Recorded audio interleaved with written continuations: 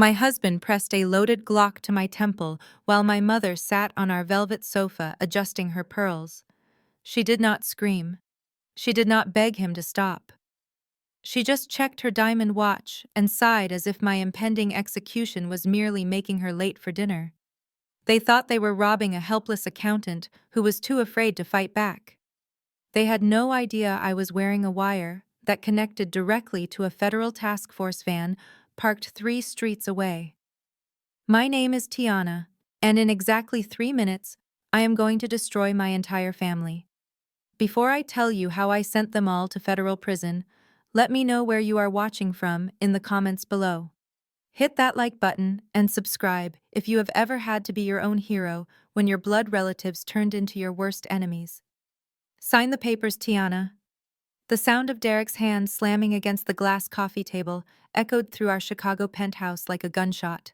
The impact caused the crystal vase of white lilies to wobble, threatening to spill water over the documents that would sign away my father's entire legacy. I tasted copper in my mouth. He had backhanded me moments before a sharp, stinging blow that had split my lip and sent me reeling back into the leather armchair. The room smelled of expensive Scotch fear and the cloying scent of my mother's gardenia perfume. It was a nauseating mix that I knew would haunt me for the rest of my life. I looked up at the man I had married 3 years ago. Derek was sweating. Beads of perspiration were rolling down his forehead, staining the collar of his $3,000 bespoke suit. His eyes were bloodshot and wide with a manic desperation that made him dangerous. This was not the charming real estate developer I had fallen for. This was a man who owed $5 million to people who did not accept late payments, and I was his only way out. The gun in his hand was shaking slightly, the metal catching the light from the chandelier above us. It was a cold, heavy thing, an ugly intrusion into our perfectly curated life. Outside the floor-to-ceiling windows, the Chicago skyline glittered over Lake Michigan, a breathtaking view that usually brought me peace, but tonight felt like the bars of a very expensive cage. "I need those signatures now, Tiana," he hissed, leaning in close enough that I could smell the alcohol on his breath. "Do not make me do something we will both regret. You are going to transfer the rights to the trust fund immediately." I tried to steady my breathing, forcing my heart rate to slow down. Panic would not save me here. Only precision would. I wiped the trickle of blood from the corner of my mouth and looked past Derek to the woman sitting on the plush velvet sofa just 10 feet away. My mother, Mama Beatrice, the pillar of our community. The woman who sat in the front pew at church every single Sunday, wearing hats that cost more than most people's cars. She was scrolling through her iPad, her face illuminated by the blue light of the screen. She looked bored. Absolutely bored. She adjusted the heavy gold crucifix around her neck and let out a long, dramatic sigh of impatience. "Mama," I whispered, my voice raspy. "He has a gun. Help me." She did not even look up from her screen. She just flicked a piece of invisible lint off her skirt and spoke in that calm, lecturing tone she used when I was a child and had forgotten to make my bed. "Do as your husband says, Tiana. You know how stressed Derek has been lately. The Bible says a wise woman builds her house, but a foolish one tears it down with her own hands. Do not be foolish. Just sign the papers so we can move on. I have a prayer circle meeting at 8 o'clock, and I cannot be late. Sister Margaret is bringing her famous peach cobbler, and I promised I would be there early to help set up." The casual cruelty of her words hit me harder than Derek's fist had. She was worried about peach cobbler, while her son-in-law held a gun to her daughter's head. But then again, this was Beatrice. Appearances always mattered more than reality. In her mind, if I just gave Derek the $10 million my father had left me, the problem would go away. Derek would be the successful tycoon again, she would be the mother of the wealthy socialite, and we could all go back to pretending we were the perfect family. She did not care that he was gambling away our future. She only cared that the checks kept clearing so she could maintain her status in the church. I looked toward the hallway where my younger brother Jamal was leaning against the doorframe. He was blocking the only exit, tossing a baseball up and down in his hand with a rhythmic thud. He was chewing on a sandwich he had raided from my refrigerator, watching the scene unfold with a smirk on his face. Jamal had always resented me. He hated that I had gone to college and built a career while he dropped out to pursue get-rich-quick schemes that always ended with me bailing him out. To him, this was not a hostage situation. This was justice. This was his big sister finally getting knocked down a peg. "You might as well sign it," T. Jamal said, his mouth full of food. "You know you are just hoarding that money anyway. What does a single woman need with $10 million when family is starving? Derek is a businessman. He knows how to flip that money. You are just a glorified calculator. Stop being selfish for once in your life." Selfish. That was the word they always used when I refused to fund their lifestyles. I was selfish when I refused to buy Jamal a new Range Rover after he wrecked his last one. I was selfish when I told Mama Beatrice I would not pay for a $50,000 renovation of the church sanctuary in her name. They saw my boundaries as stinginess. They saw my career as a forensic auditor, as a joke, something cute I did to pass the time. They had no idea that for the past 5 years I had been tracking sophisticated financial crimes for some of the biggest firms in the country. They thought I counted beans. They did not know I hunted wolves. Derek slammed the barrel of the gun against my temple, hard enough to bruise. The pain was sharp and hot, bringing tears to my eyes despite my resolve. "Stop looking at them and look at me," he screamed, spit flying from his mouth. "You think you are better than us? You think you are so smart with your degrees and your little savings accounts? You are nothing without me. I made you. I gave you this life. Now sign the transfer authorization." I looked at the papers on the table. They were transfer documents for the irrevocable trust my father had set up before he died. $10 million. It was everything I had. It was the security my father wanted me to have so I would never be dependent on a man. He must have known. Even back then, he must have seen something in Derek that I was too blind to see.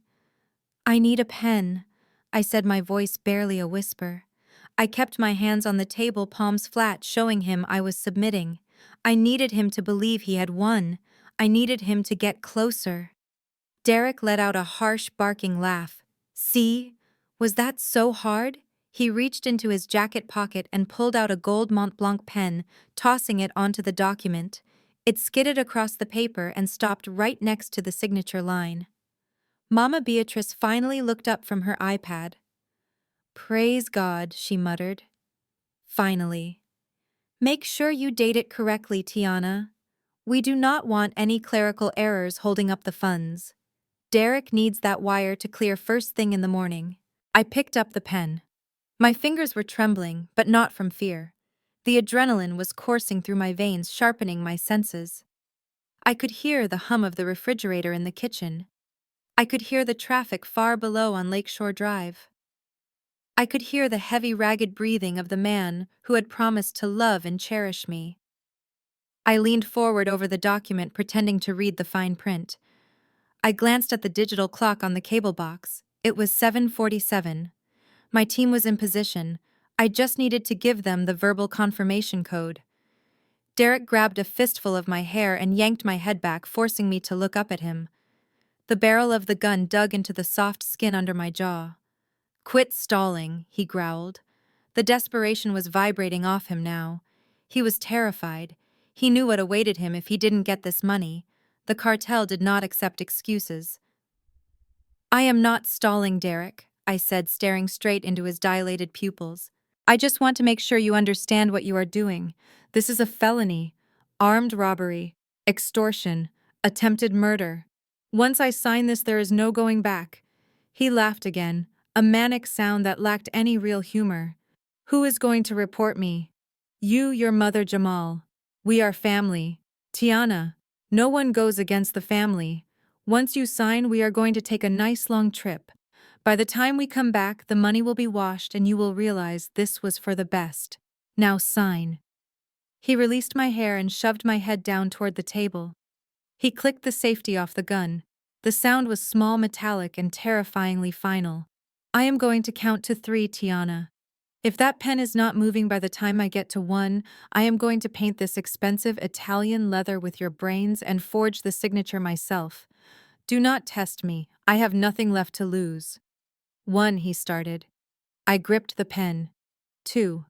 I looked at my mother one last time. She was putting her iPad in her purse, checking her reflection in a compact mirror, applying a fresh coat of lipstick for her prayer meeting. She was humming a gospel hymn under her breath. 3 seconds, Derek whispered, pressing the cold steel circle so hard against my skin, I thought it might break the bone. 3 seconds left. I took a deep breath, looked him dead in the eye, and let the mask of the terrified wife drop. The trembling in my hands stopped. My posture straightened. Watch this, I said. The Mont Blanc pen felt like a lead weight in my fingers as I deliberately let it slip from my grasp.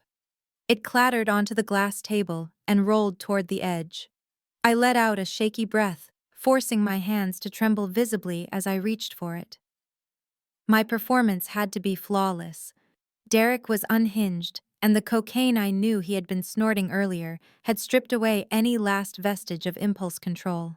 I needed to buy time for the federal agents listening in on the wire taped to my chest to get into position. Every second I stalled was a second closer to safety, and a second closer to seeing these monsters in handcuffs. Oops, I whispered, my voice cracking perfectly. I am so sorry. My hands are shaking. I cannot hold it. Pick it up. Derek screamed, spraying saliva across the table. Pick it up and sign the damn paper, Tiana, or I swear I will put a bullet in your knee just to help you focus.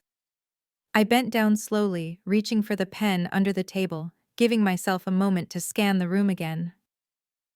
That was when I saw the heavy combat boots enter my peripheral vision. I sat up and looked toward the kitchen. Jamal had finally decided to join the party. My younger brother leaned against the doorframe that led to the service elevator, blocking the only other exit from the penthouse. He was holding a Louisville Slugger baseball bat in one hand, tapping it rhythmically against his thigh. In the other hand, he held a thick roast beef sandwich he had made from the groceries I bought yesterday. He took a massive bite, chewing with his mouth open, crumbs falling onto my Persian rug. He looked at me with eyes that held no love, only a deep, festering resentment that had been building since we were children. Look at her, Jamal said through a mouthful of food. The big, bad forensic accountant. The genius of the family. You do not look so smart now, do you, T? You look like a scared little girl. Jamal, please, I said, trying to appeal to whatever humanity he had left. Derek has a gun. He is going to kill me. You cannot let him do this. We are blood. Blood. Jamal scoffed, swallowing hard. Blood did not seem to matter when I needed bail money last year, did it? Blood did not matter when I asked you to invest in my nightclub and you laughed in my face. You sat there with your spreadsheets and your fancy degrees and told me my business plan was garbage. You told me I was a liability. Well, who is the liability now? I felt a surge of cold anger beneath my fear. I had not laughed at him. I had reviewed his business plan and pointed out that he was trying to launder money for a local gang, whether he realized it or not. I had paid his bail 3 times in the last 5 years. I had paid for his rehab when he got hooked on painkillers. I had paid for the lawyers who kept him out of prison when he was caught joyriding in a stolen car. I had been his safety net, his bank account, and his cleaner for a decade. But in the twisted narrative of my family that made me the villain, it made me the gatekeeper of the wealth they felt entitled to. I paid your bail, Jamal. I said, my voice steadying despite the gun pointed at me. I paid $20,000 to keep you out of Cook County Jail. I paid off your bookie when he threatened to break your legs. How is that not caring about blood? That is just money, he spat, pointing the bat at me. That is nothing to you. You make that in a month chasing white-collar criminals. You think throwing cash at problems makes you a good sister, but you never respected me. You and your MBA and your CPA and all your acronyms. You think you are better than us because you work for the system. Well, the system is not here to save you, Tiana. Derek is the man of this house now. He is the one making the big moves. You are just the bank. So open the vault. Mama Beatrice nodded from the sofa, her eyes never leaving her iPad, as if she were merely scrolling through hymns for Sunday service. Listen to your brother Tiana. Jamal has a vision. He is a dreamer just like your father was. You were always too much like those people at your office. Cold. Calculating. You count pennies while your family starves. Starves, I repeated, looking around the $3 million penthouse I paid the mortgage on. You are wearing a Chanel suit, mother. Jamal is wearing Jordan sneakers that cost more than my first car. Derek is driving a Bentley that I helped him lease. None of you are starving. You are gluttons. You are parasites who have fed off my hard work for years. And now that I have finally closed the tap, you have decided to butcher the host. Shut up! Derek roared, stepping closer and pressing the cold metal of the gun barrel against my cheekbone. Stop talking about the past. I do not care about your little family squabbles. I care about the $10 million in that trust. You think I do not know you moved it. You think I am stupid. I saw the transfer notification on your laptop. You are trying to hide it from me. I did not hide it, I said, looking him dead in the eye. I protected it. That money was left by my father for his grandchildren, not to pay off your gambling debts in Macau. We do not have any children, he screamed, his face turning a violent shade of purple. And we never will, because you are too busy working to be a wife. You are too busy trying to be the man in this relationship. Well, today, you are going to learn your place. Sign the transfer. He cocked the hammer of the gun. The sound was loud and mechanical in the quiet apartment. Jamal chuckled from the doorway, wiping mayonnaise from his lip. Just sign it, T. Do not be a martyr. Nobody is going to build a statue for you. Just give him the money and maybe he will let you keep the cat. I looked at Jamal, my baby brother. I remembered teaching him to tie his shoes. I remembered holding his hand when he got his shots at the doctor. I realized then with absolute clarity that the boy I loved was gone. In his place was a weak, greedy man who would watch his sister die rather than get a job. I picked up the pen again, my hand shaking less this time. I needed to keep them talking. I needed to get them to admit to everything on the tape. If I sign this? I said slowly, making sure my voice projected clearly for the microphone taped beneath my silk blouse. If I transfer the $10 million to Derek's offshore account, do you promise to let me go? Do you promise that no one gets hurt? Derek sneered, his eyes wild. I promise nothing. But if you do not sign it, you die right here. And then Jamal helps me roll you up in that rug and we dump you in the Chicago River. And since you are so good at hiding assets, nobody will even know you are gone for weeks. We will tell everyone you ran off with a client. You always were a workaholic. It will be a tragic story. And you, Mom, I asked, looking at Beatrice, you are okay with this? You are okay with your son-in-law murdering your daughter and dumping her in a river? Beatrice finally looked up. Her eyes were hard like flint. God tests us in mysterious ways, Tiana. Maybe this is your test. Maybe this is your chance to finally be obedient. Besides, Derek promised to tithe 10% to the building fund. The Lord needs a new roof. I felt a chill go through me that had nothing to do with the gun. They had planned this. They had discussed the disposal of my body. They had justified it with their twisted logic and greed. There was no redemption for them. Not anymore. I lowered the pen to the paper. The tip hovered over the signature line. Derek leaned in closer, his breath hot on my neck, greed radiating off him like heat waves. Jamal stepped forward from the door, hefting the bat, ready to strike if I tried anything. They were circling like sharks, smelling blood in the water. Just as the pen touched the paper, a melodic chime echoed through the penthouse. It was the digital notification from the video doorbell system connected to the smart screen on the wall. Ding-dong. The sound was absurdly cheerful in the tense room. We all froze. Derek's head snapped toward the screen mounted near the kitchen. Jamal's grip tightened on the bat. "Who is that?" Derek hissed, keeping the gun pressed to my head. "Did you call the cops?" "I did not call anyone," I said truthfully. "I was expecting no one. We all looked at the high-definition screen. Standing in the hallway outside the penthouse door, checking her reflection in the camera lens, was a petite blonde woman with expensive highlights and a Louis Vuitton tote bag. She looked impatient, tapping her manicured nails against her arm. It was Emily, Jamal's wife, my sister-in-law. Jamal's eyes went wide. Oh, shoot, I forgot. We were supposed to go to dinner. Let her in, Derek whispered. Do not make a scene. If she sees anything suspicious, you handle her. Jamal hesitated, looking from the gun to the door. She is going to freak out Derek. She does not know about the... He gestured to the weapon. She knows we are getting the money, Derek snapped. She is part of this now. Open the door.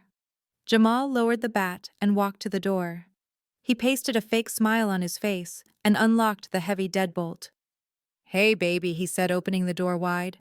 You are early. Emily pushed past him without a hug, her heels clicking sharply on the hardwood floor. She marched straight into the living room, her eyes scanning the space with critical disdain until they landed on me.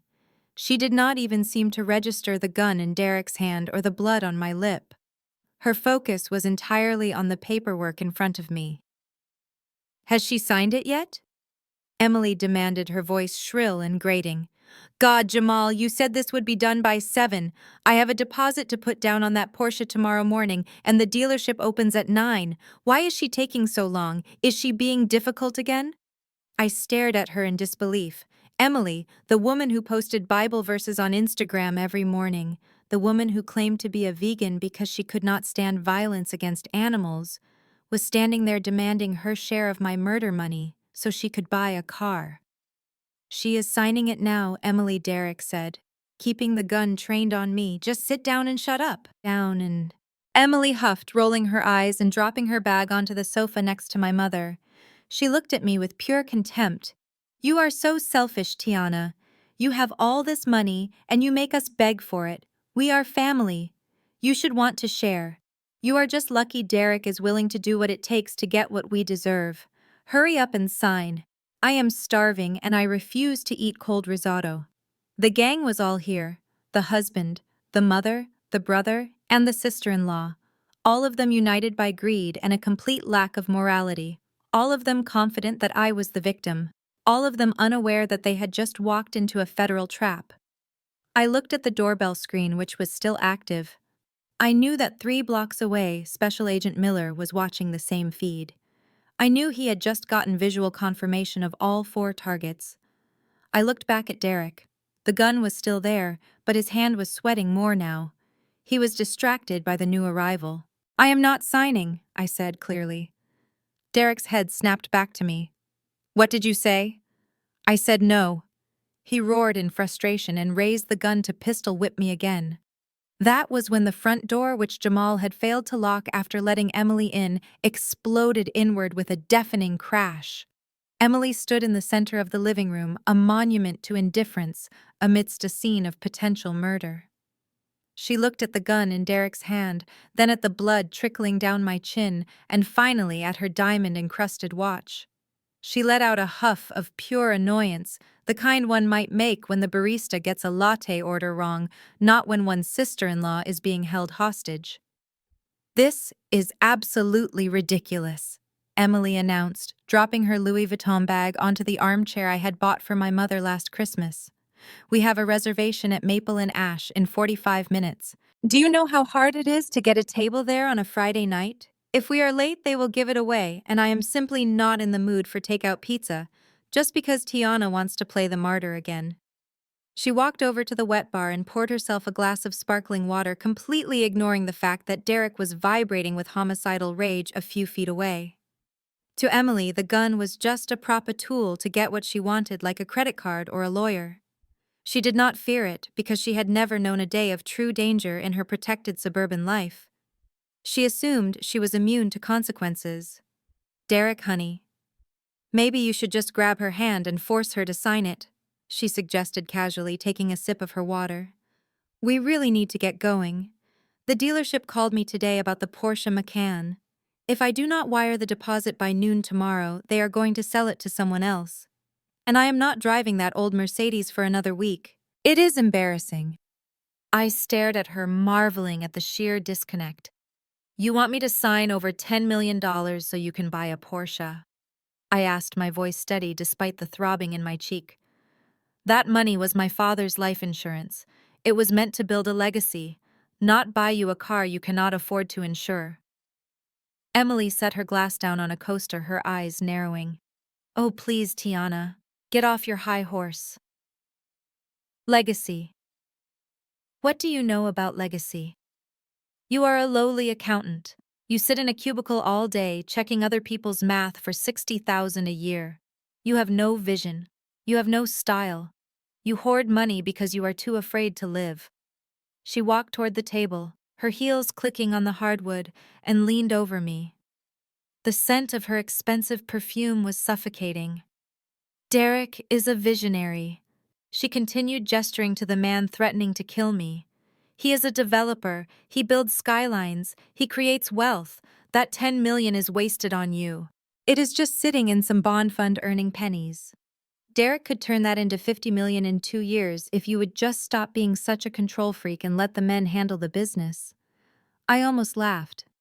A visionary. Derek had not built a skyline in his life. He had built a house of cards using my credit score and my mother's blind faith. But Emily did not see that. She saw the suits, the leased cars, and the promises. She saw what she wanted to see because it funded the lifestyle she felt entitled to. Mama Beatrice chimed in from the sofa, nodding her head in vigorous agreement. Emily is right, Tiana. Listen to her. She comes from a good family. Her father is a judge. She understands how the world works. She has class. She knows how to present herself. Look at you. You are wearing a suit from a department store. You drive a sensible sedan. You act like a pauper. It is embarrassing for the family. My mother reached out and patted Emily's hand affectionately. Emily is the daughter I always prayed for, she said, casting a withering look in my direction. She knows how to support her husband. She knows that a woman's role is to uplift the family, not hold it back with stinginess. You have always been tight-fisted, Tiana. Even as a little girl, you would save your allowance while Jamal spent his. You never wanted to share. You have a spirit of poverty on you. A spirit of poverty. That was rich coming from a woman whose mortgage, car note, and credit card bills I had paid for the last 7 years. I was stingy because I invested in index funds instead of buying designer handbags. I was a pauper because I lived below my means so I could save them from their own financial illiteracy. And Emily, the classy socialite, was actually a college dropout who had never held a job for longer than 6 months. She had married Jamal thinking he was the heir to a fortune, only to find out he was an heir to nothing but bad habits.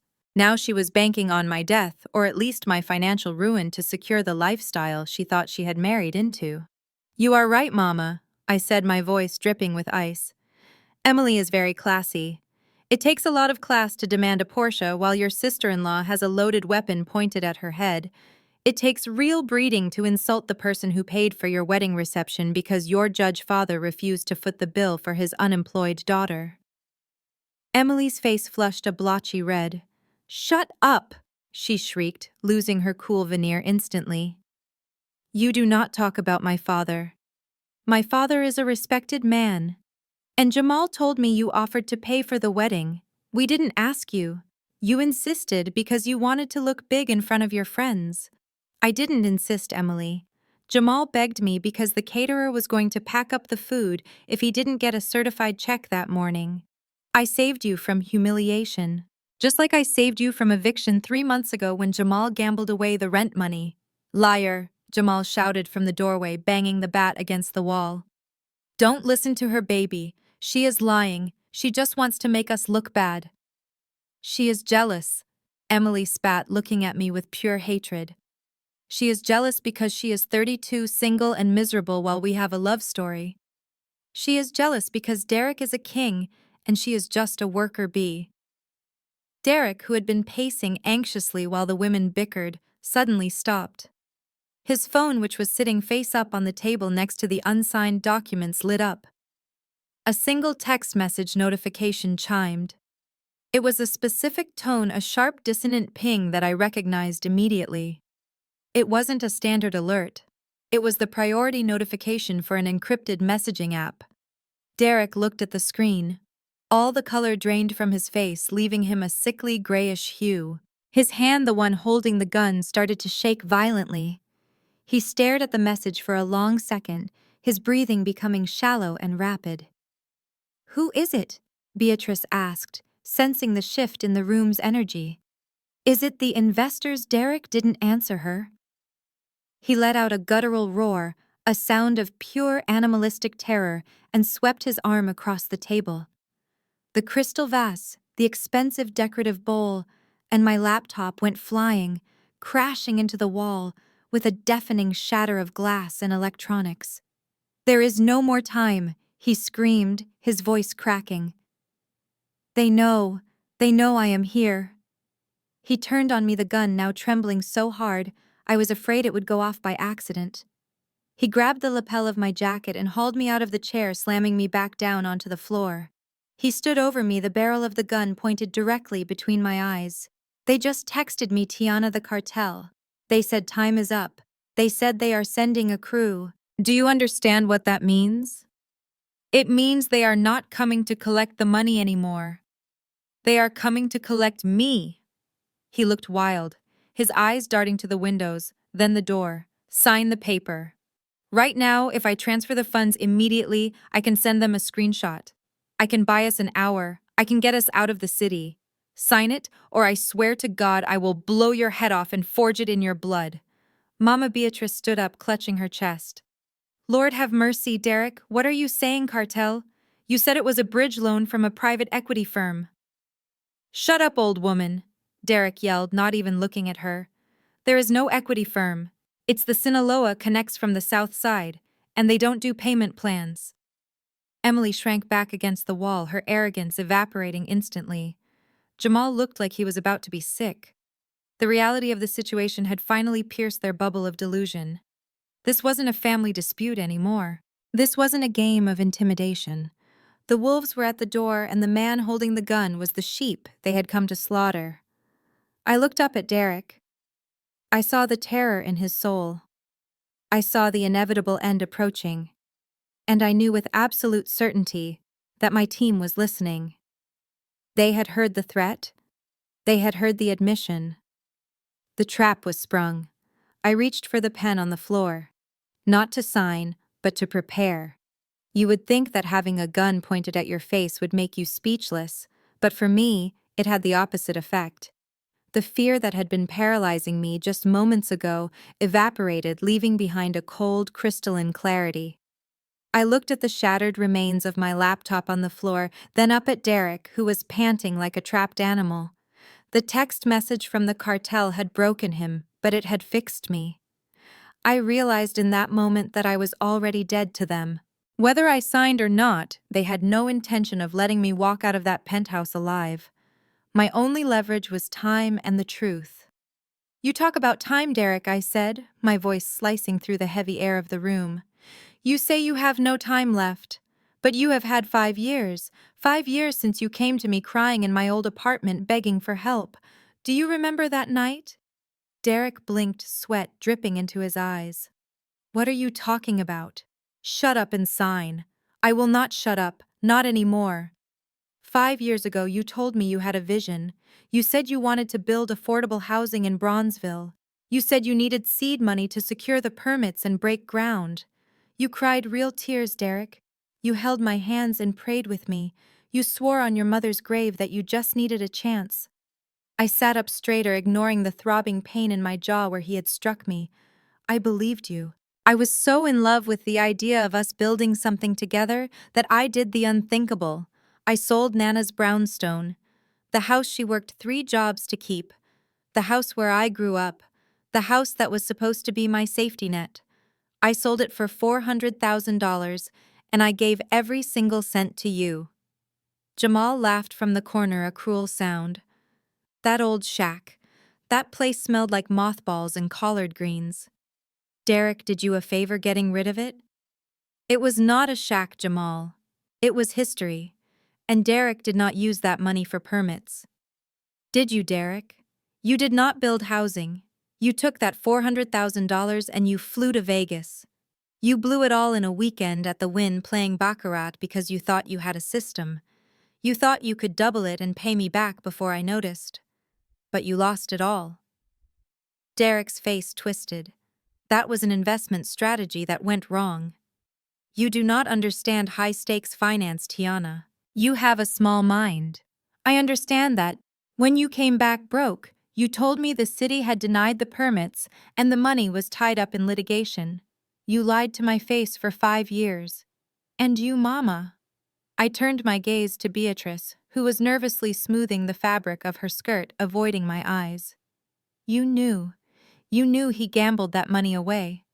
I found the emails between you 2 years later. He paid you $10,000 from what was left to keep your mouth shut. You let me sell your own mother's house so your son-in-law could play cards, and you took a cut. Beatrice stiffened her chin, lifting in that haughty way she did when she felt judged. It was necessary. Derek needed to maintain his image. If word got out that he had lost money, investors would have pulled out. I was protecting the family legacy. That house was just bricks and mortar, Tiana. You hold on to things too tightly. You worship material possessions instead of trusting in God's plan. God's plan, I repeated, incredulous. Was it God's plan for you to watch your daughter struggle to pay rent for a year after that, because I had given everything to him? Was it God's plan for you to demand I buy you a new Mercedes the week after I told you I was eating ramen noodles to survive? You are being dramatic, Beatrice scoffed, waving her hand dismissively. You always survived. You are resilient. That is your burden to bear. Besides, none of this would matter if you had just done the right thing when your father passed. The room went quiet. This was the wound that never healed, the source of the rot that had infected our family for a decade. We are not talking about Dad, Jamal interjected, looking uneasy. Leave him out of this. No, Jamal, we are talking about him, because that is why we are here, isn't it? That is why Derek is holding a gun. That is why Emily is demanding a Porsche. It is all about the insurance money. Beatrice stood up, her eyes flashing with a venomous anger. That money belonged to me. I was his wife for 30 years. I ironed his shirts. I cooked his meals. I raised his children. When he died, that $10 million policy should have come to me. It was my compensation. It was my right. But he did not leave it to you, did he, Mama? He left it in an irrevocable trust for me. And do you know why? Because he was senile, Beatrice spat. He was sick. He was not thinking clearly. You manipulated him, Tiana. You were always whispering in his ear, acting like Daddy's little perfect angel, while Jamal and I were struggling. You turned him against his own wife. He was not senile, I said, my voice rising. He was heartbroken.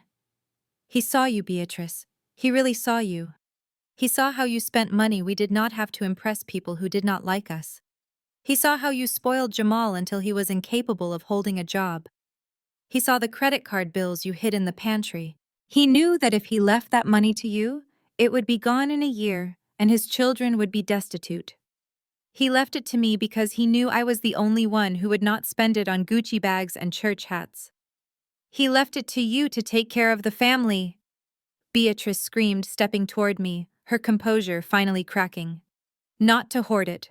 Not to act like you are superior. You stole my life, Tiana. That money was my ticket to the life I deserved. I should have been traveling to Paris. I should have been living in this penthouse alone, not asking my daughter for an allowance like a child. You humiliated me. You humiliated yourself, I countered. You spent 30 years pretending to be a wealthy socialite while Dad worked himself into an early grave at the factory to pay for your delusions. And when he died, you did not even cry at the funeral. I watched you, Mama. I watched you checking the funeral program to make sure your name was printed larger than everyone else's. I watched you accepting condolences like you were accepting awards. You were not grieving. You were calculating. Derek stepped between us, the gun shaking violently in his hand. Enough about the past. I do not care about your daddy issues. I care about the cartel that is 10 minutes away from peeling my skin off. Sign the paper, Tiana. This is your last warning. I looked at Derek, this man I had promised to share my life with. I saw the sweat staining his armpits. I saw the terror in his eyes. But I also saw the greed that had put him there. He had not just borrowed money. He had tried to play gangster and he had lost. "You are not going to kill me, Derek," I said softly. "Because if you do, you will never get access to that trust. The moment my heart stops, that money goes into a charitable foundation. Dad set it up that way. He knew. He knew one day someone like you would come along." Derek's face went pale. "That is a lie. It is not a lie. Read the trust documents." Clause 14, Section B. Upon the death of the beneficiary, the assets are liquidated and donated to the United Negro College Fund. You kill me, you get zero. You let me live, I might just sign. He hesitated, the gun wavering. He looked at the papers, then back at me. He was trapped. He knew it. Beatrice laughed, a harsh, bitter sound. "She is lying, Derek. She is bluffing. She does not have a charitable bone in her body. She is just trying to save her own skin. Kill her. Kill her, and we will forge the date on the transfer to yesterday. We will say she signed it before the tragedy. No one will know." I stared at my mother. She had just ordered my execution. She had just told a man to blow my brains out so she could maintain her lifestyle. The last thread of connection, the last tiny hope that she loved me, snapped. "You really want me dead, don't you, Mama?" I asked, my voice barely a whisper. "Just like you wanted Dad dead." Beatrice froze. Her eyes went wide white circles in her perfectly made-up face. "What did you say?" I took a step forward, ignoring the gun, ignoring Jamal, ignoring Emily, who was watching this like it was a reality show. I said, "I know, Mama. I know about the night Dad died. The official report said it was a heart attack in his sleep, but we both know he had a condition. He kept his nitroglycerin pills on the nightstand. He never went anywhere without them." Beatrice's breathing became ragged. She clutched her pearls so hard the string looked ready to snap. "Stop talking, Tiana. You are hysterical." I came home early from the library that night. I continued, my voice relentless. "I was downstairs. I heard him calling for you. I heard him gasping for air. I heard him knocking things over trying to reach his medicine." Beatrice took a step back, stumbling against the coffee table. "You are lying. You were at the library until 10. I came back at 9. I heard him screaming your name, Beatrice. And I heard you in the kitchen. I heard the ice maker. I heard you pouring a glass of lemonade. You just stood there. You waited. You waited until the thumping upstairs stopped. You waited until the silence was heavy. And then you went upstairs and started screaming for help." "Liar!" She shrieked, her face contorted into a mask of pure ugliness. "He was a sick man. It was his time." "It was not his time," I shouted. "You let him die. You watched the clock and you let him suffocate because you thought the insurance payout would be immediate. You murdered him by doing nothing. And I have carried that secret for 10 years, protecting you because I thought you were just weak. But you are not weak, Mama. You are evil." I looked straight into her eyes, the eyes that had watched me grow up, and I delivered the final blow. "And guess what, Mama? I kept the pill bottle, the one you wiped clean and put back on the nightstand after he was gone. I kept it in a safety deposit box. And I know you remember what you were doing while he died, because I have your diary too. The one where you wrote about how free you would be once he was gone." Beatrice let out a wail that sounded like a wounded animal and lunged at me, her perfectly manicured nails aiming for my eyes. Derek had to grab her with his free arm to hold her back. "She is crazy," she screamed, struggling against him. "Kill her, Derek! Do it now! Shut her mouth!" The room was in chaos. Jamal was shouting. Emily was crying. Beatrice was trying to claw my face off, and Derek looked like his head was about to explode. I stood in the center of the storm, calm and cold. I had stripped them bare. I had exposed their sins. And now it was time for the final act. I looked at the digital clock. Time was up. I raised my hand and tapped the pearl brooch on my lapel. "Okay, boys," I said clearly. "I think you have heard enough. Come on in. You are a demon, Tiana. Beatrice hissed the words like a curse, her face twisting into a mask of righteous indignation that I knew so well. She stood up straighter, clutching her gold crucifix with one hand and pointing a manicured finger at me with the other.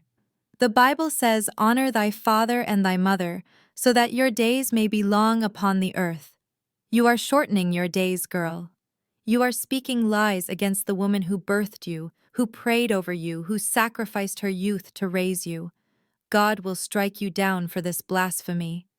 Do not think you can stand there and accuse me of murder in my own house. You are possessed. That is what this is. You have let the devil into your heart because of your greed. She looked around the room, seeking an audience for her sermon. Jamal was nodding along, fueled by his blind loyalty. Emily looked confused, her gaze bouncing between us, like she was watching a tennis match. Derek just looked at his watch, sweating profusely. "You want to talk about God, Mama?" I asked, my voice dropping an octave, calm and cold. "Let us talk about Him. Let us talk about the 8th commandment. You shall not steal. Does that one not apply to you, Beatrice? Or do you think tithes cover embezzlement too?" Beatrice froze. Her mouth opened, but no sound came out.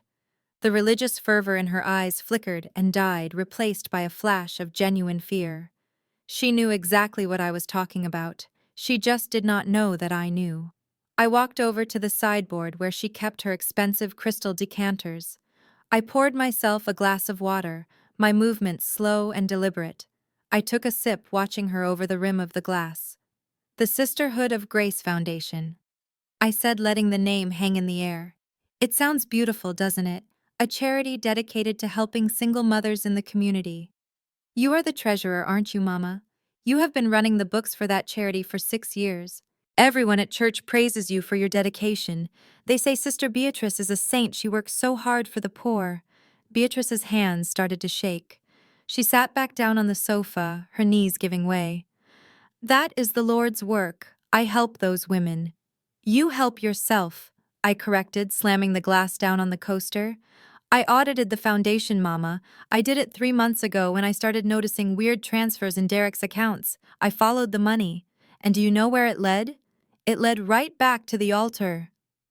I turned to Derek, who was wiping sweat from his forehead with his sleeve. "Tell her, Derek. Tell her how you have been using her precious charity to wash your dirty money. Tell her how you funnel cash from your illegal gambling operations into the foundation as anonymous donations, and then Mama pays it back to your shell companies as consulting fees for construction projects that never happen." Derek looked away, his jaw clenching. "Shut up, Tiana. You do not know what you are talking about." "I know everything," I said, my voice rising. "I know that last month you donated $50,000 to the foundation, and 2 days later, the foundation paid $45,000 to DW Consulting for structural repairs on a shelter that does not exist. $5,000 for the Lord and $45,000 cleaned and ready for you to pay your debts. That is money laundering, Mama. That is a federal crime. And you are not just a bystander, you are the architect." Emily let out a small gasp. Her hand flew to her mouth, covering her perfectly lined lips. "Wait," she whispered, looking at Beatrice with horror. "Is that where the money for my engagement ring came from? Jamal said it was a family heirloom, but the receipt was from Tiffany's and it was dated last year. Did you buy my ring with stolen charity money?" Beatrice whirled on her, the mask slipping completely. "You ungrateful little witch," she snapped. "You drive that car I leased for you. You live in the condo I put the down payment on. Do not you dare judge me. I did what I had to do to keep this family afloat. Tiana was hoarding the insurance money, so I had to be creative. I did it for us. For us," I laughed, a harsh sound that scraped my throat. "You did it for you. You did it so you could wear St. John knits to Sunday service and pretend you were not broke. You used the church, Mama. You used God to cover your crimes. How do you sleep at night? Do you pray before you cook the books?" "You shut your mouth," Jamal roared. He had been standing by the door listening, his face growing darker with every word. Now he pushed off the wall, gripping the baseball bat so hard his knuckles were white. He crossed the room in 3 long strides, positioning himself between me and our mother. He looked like a guard dog protecting its master, snarling and vicious. "Do not you speak to her like that," he shouted, spit flying from his mouth. "She is our mother. She did everything for us. You think you are so perfect with your job and your money, but you are nothing. You are just a jealous, bitter woman who wants to tear everyone down because you cannot keep a man." "Jamal, put the bat down," I said, warning him. "You do not want to do this. I am going to teach you some respect," he yelled, raising the bat.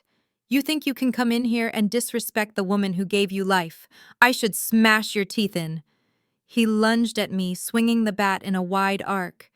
It was a clumsy strike fueled by rage rather than skill, but it was dangerous enough. I flinched, stepping back, but I did not have to fight him. Derek moved faster than I thought possible for a man in his state. He dropped the papers and grabbed Jamal's arm, mid-swing, wrenching it back with a sickening pop. Jamal screamed, dropping the bat as he stumbled backward, clutching his shoulder. "You idiot," Derek shouted, shoving Jamal into the wall. "Do not touch her. I need her conscious. I need her hand steady. If you break her fingers, she cannot sign the damn trust transfer, and then we are all dead. Do you understand me? We are dead." Jamal slid down the wall, whimpering like a child, holding his arm. Beatrice rushed to him, cooing and fussing, checking him for injuries, glaring at Derek with pure hatred. "You hurt my baby," she hissed. "You animal." "We do not have time for this," Derek screamed, turning back to me. He picked up the gun again, leveling it at my chest. His hands were shaking so bad now that the barrel was making small circles in the air. "Okay, Tiana, show is over. You have aired the dirty laundry. You have embarrassed your mother. You have proven you are smarter than everyone. Congratulations. Here is your gold star. Now pick up the pen. Pick it up and sign the transfer. I have 3 minutes before I have to send the confirmation code to the cartel. If I do not send it, they are sending a cleaner. And he will not just hurt Jamal's arm. He will peel us apart piece by piece." He shoved the papers toward me again, the paper crinkling under his sweaty grip. "Just sign it and you can go. You can go to the police later. You can go to the FBI. I do not care. I just need to survive the night. Sign it." I looked at the papers. I looked at Jamal crying on the floor. I looked at Emily cowering in the corner, realizing her fairy tale life was built on a sewer. I looked at my mother, who was whispering prayers over her son while ignoring the daughter she had betrayed. And finally, I looked at Derek, the man I had married, the man who was currently deciding whether to kill me or rob me. I reached out and picked up the pen. Derek let out a breath that sounded like a sob. "Thank God. Just sign right there. By the X." I held the pen in my hand, feeling its weight. It was a nice pen. Expensive. Probably bought with money meant for a single mother's rent. I looked Derek in the eye and I smiled. It was not a nice smile. It was the smile of a wolf who has just realized the sheep are trapped in the pen. "You really do not get it, do you, Derek?" I said softly. "Get what?" he asked, his eyes darting to the clock. "You think I came here unprepared?" I asked. "You think I walked into this house knowing who you are, knowing what you have done without a plan? You think I am just some little accountant who spends her day coloring inside the lines?" I tapped the pen against the table rhythmically. "You think I am a fool?" I said, my voice hardening into steel. "You think I am just a girl who buries her face in Excel spreadsheets and does not see the world burning around her?" I dropped the pen. It hit the table with a final clatter. "I am not an accountant, Derek," I said, standing up to my full height. "I am a forensic auditor for the Department of Justice. And I did not just audit your charity, Mama. I audited your life." The silence that followed my declaration was absolute but brief. It was shattered by Derek's nervous laughter, a dry, hacking sound that echoed off the cold marble floors. He wiped the sweat from his forehead with the back of his hand, the gun momentarily dipping before he jerked it back up. "You are bluffing, Tiana. You are trying to scare me. You audit grocery stores and dry cleaners. You file tax returns for grandmas. Do not try to act like you are some kind of federal agent just because you found a few receipts." I did not flinch. I did not blink. I shifted my gaze from his wild eyes to the expensive watch on his wrist, the Patek Philippe that I knew was a high-quality replica bought in Canal Street. Let us talk about your portfolio, Derek. Let us talk about the empire you claim to have built. You tell everyone you are a real estate mogul. You tell investors you are developing luxury condos in the Gold Coast. You show them glossy brochures and architectural renderings, but those renderings are stolen from a firm in Toronto. I checked the metadata on the files you sent to your investors.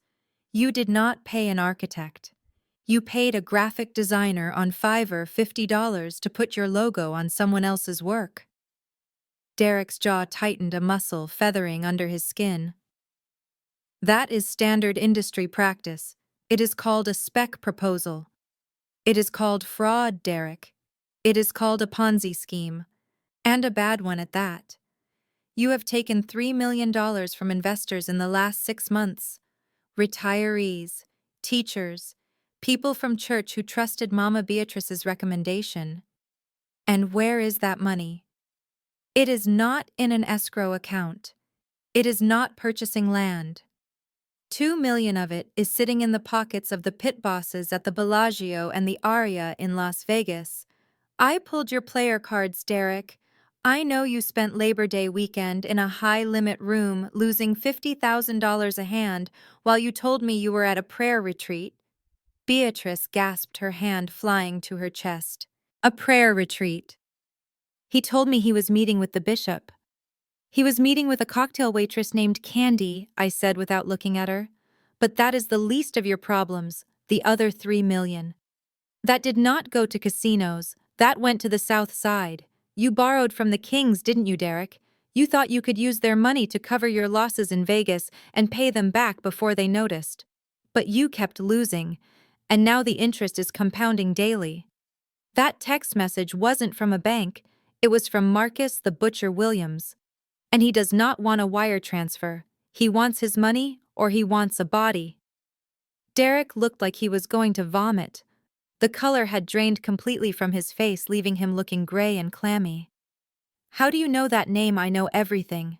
I know you have been washing their cash through your shell companies for a year trying to pay down the principal.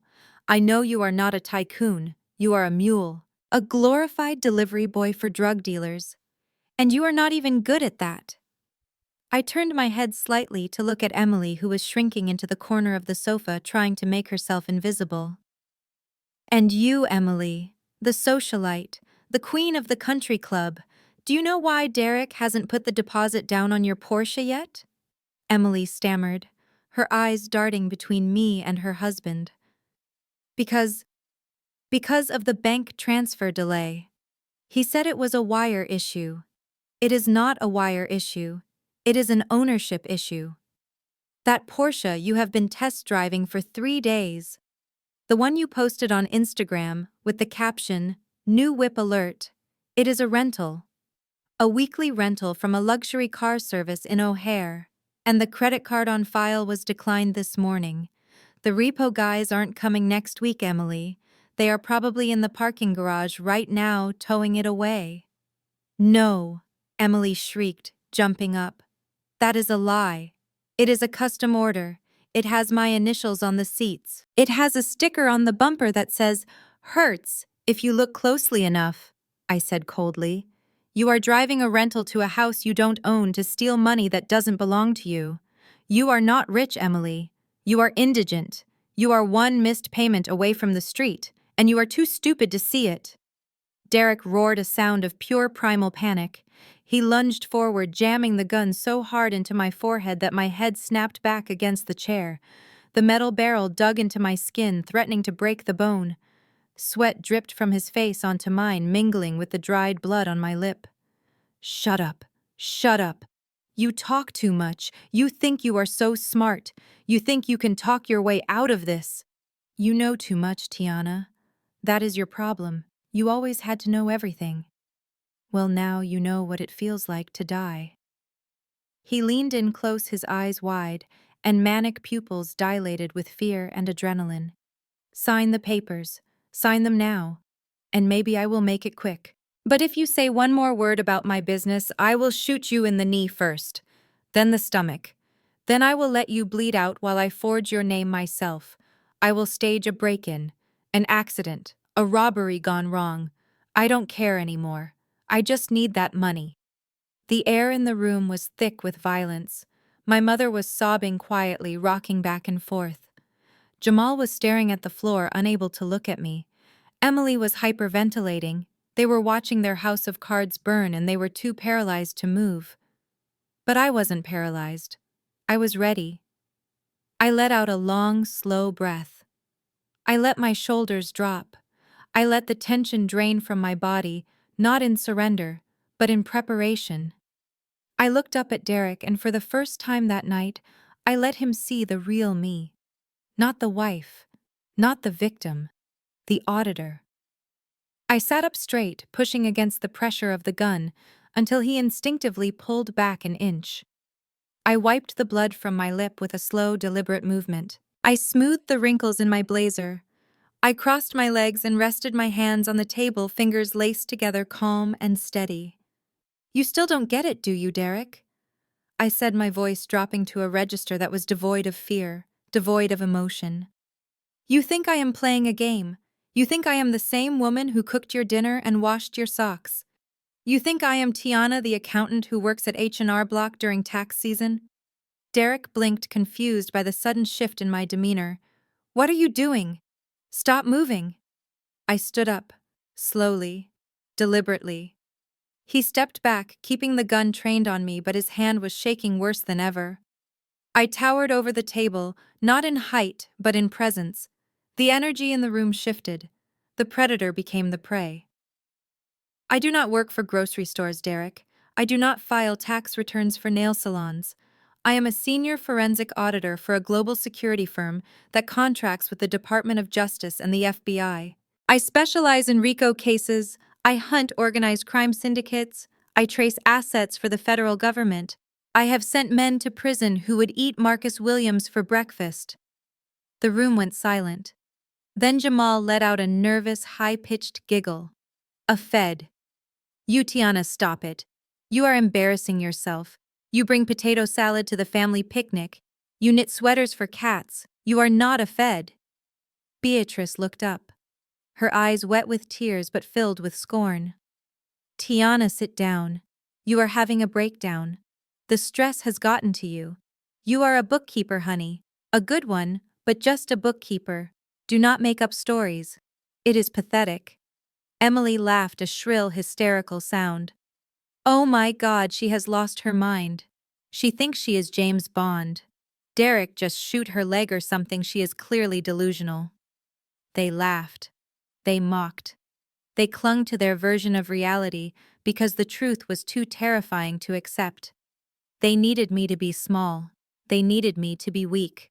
Because if I was strong, then they were in trouble. I did not shout. I did not argue.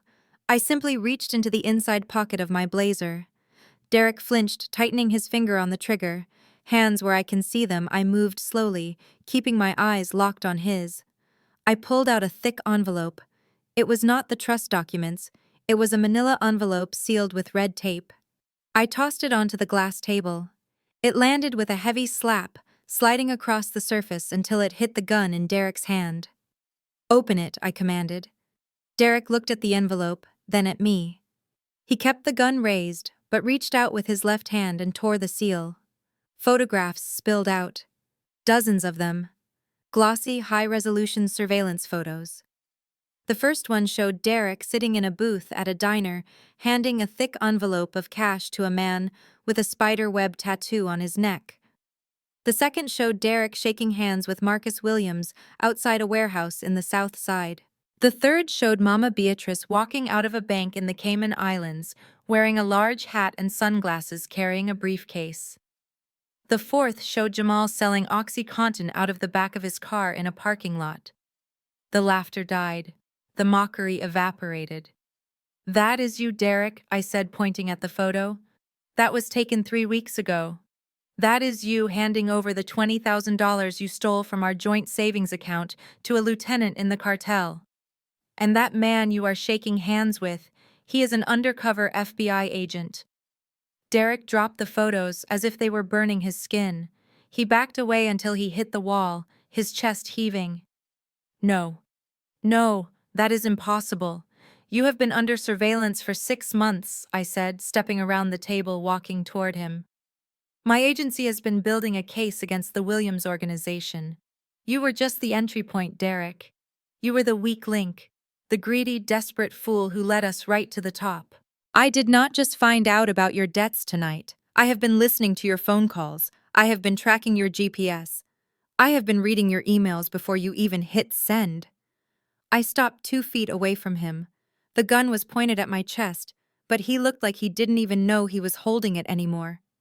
You wanted to know who the liability is, Jamal. It is not me, it is him. And because you are all in this room because you all conspired to extort me tonight, you are all accessories. I looked at my watch, and in exactly 10 seconds, you are going to find out what happens when you threaten a federal asset. Derek scrambled for the photographs, his fingers slipping on the glossy paper as he tried to gather them up like a man trying to hold on to water. He stared at the image of himself shaking hands with the undercover agent, his eyes darting back and forth, as if looking for a way to edit reality. The gun in his other hand hung limp at his side, forgotten in the face of this new devastation. He looked at me, and for the first time, I saw the arrogance completely vanish, leaving only the naked terror of a man who knows he has walked off a cliff. You are lying, he whispered, his voice trembling.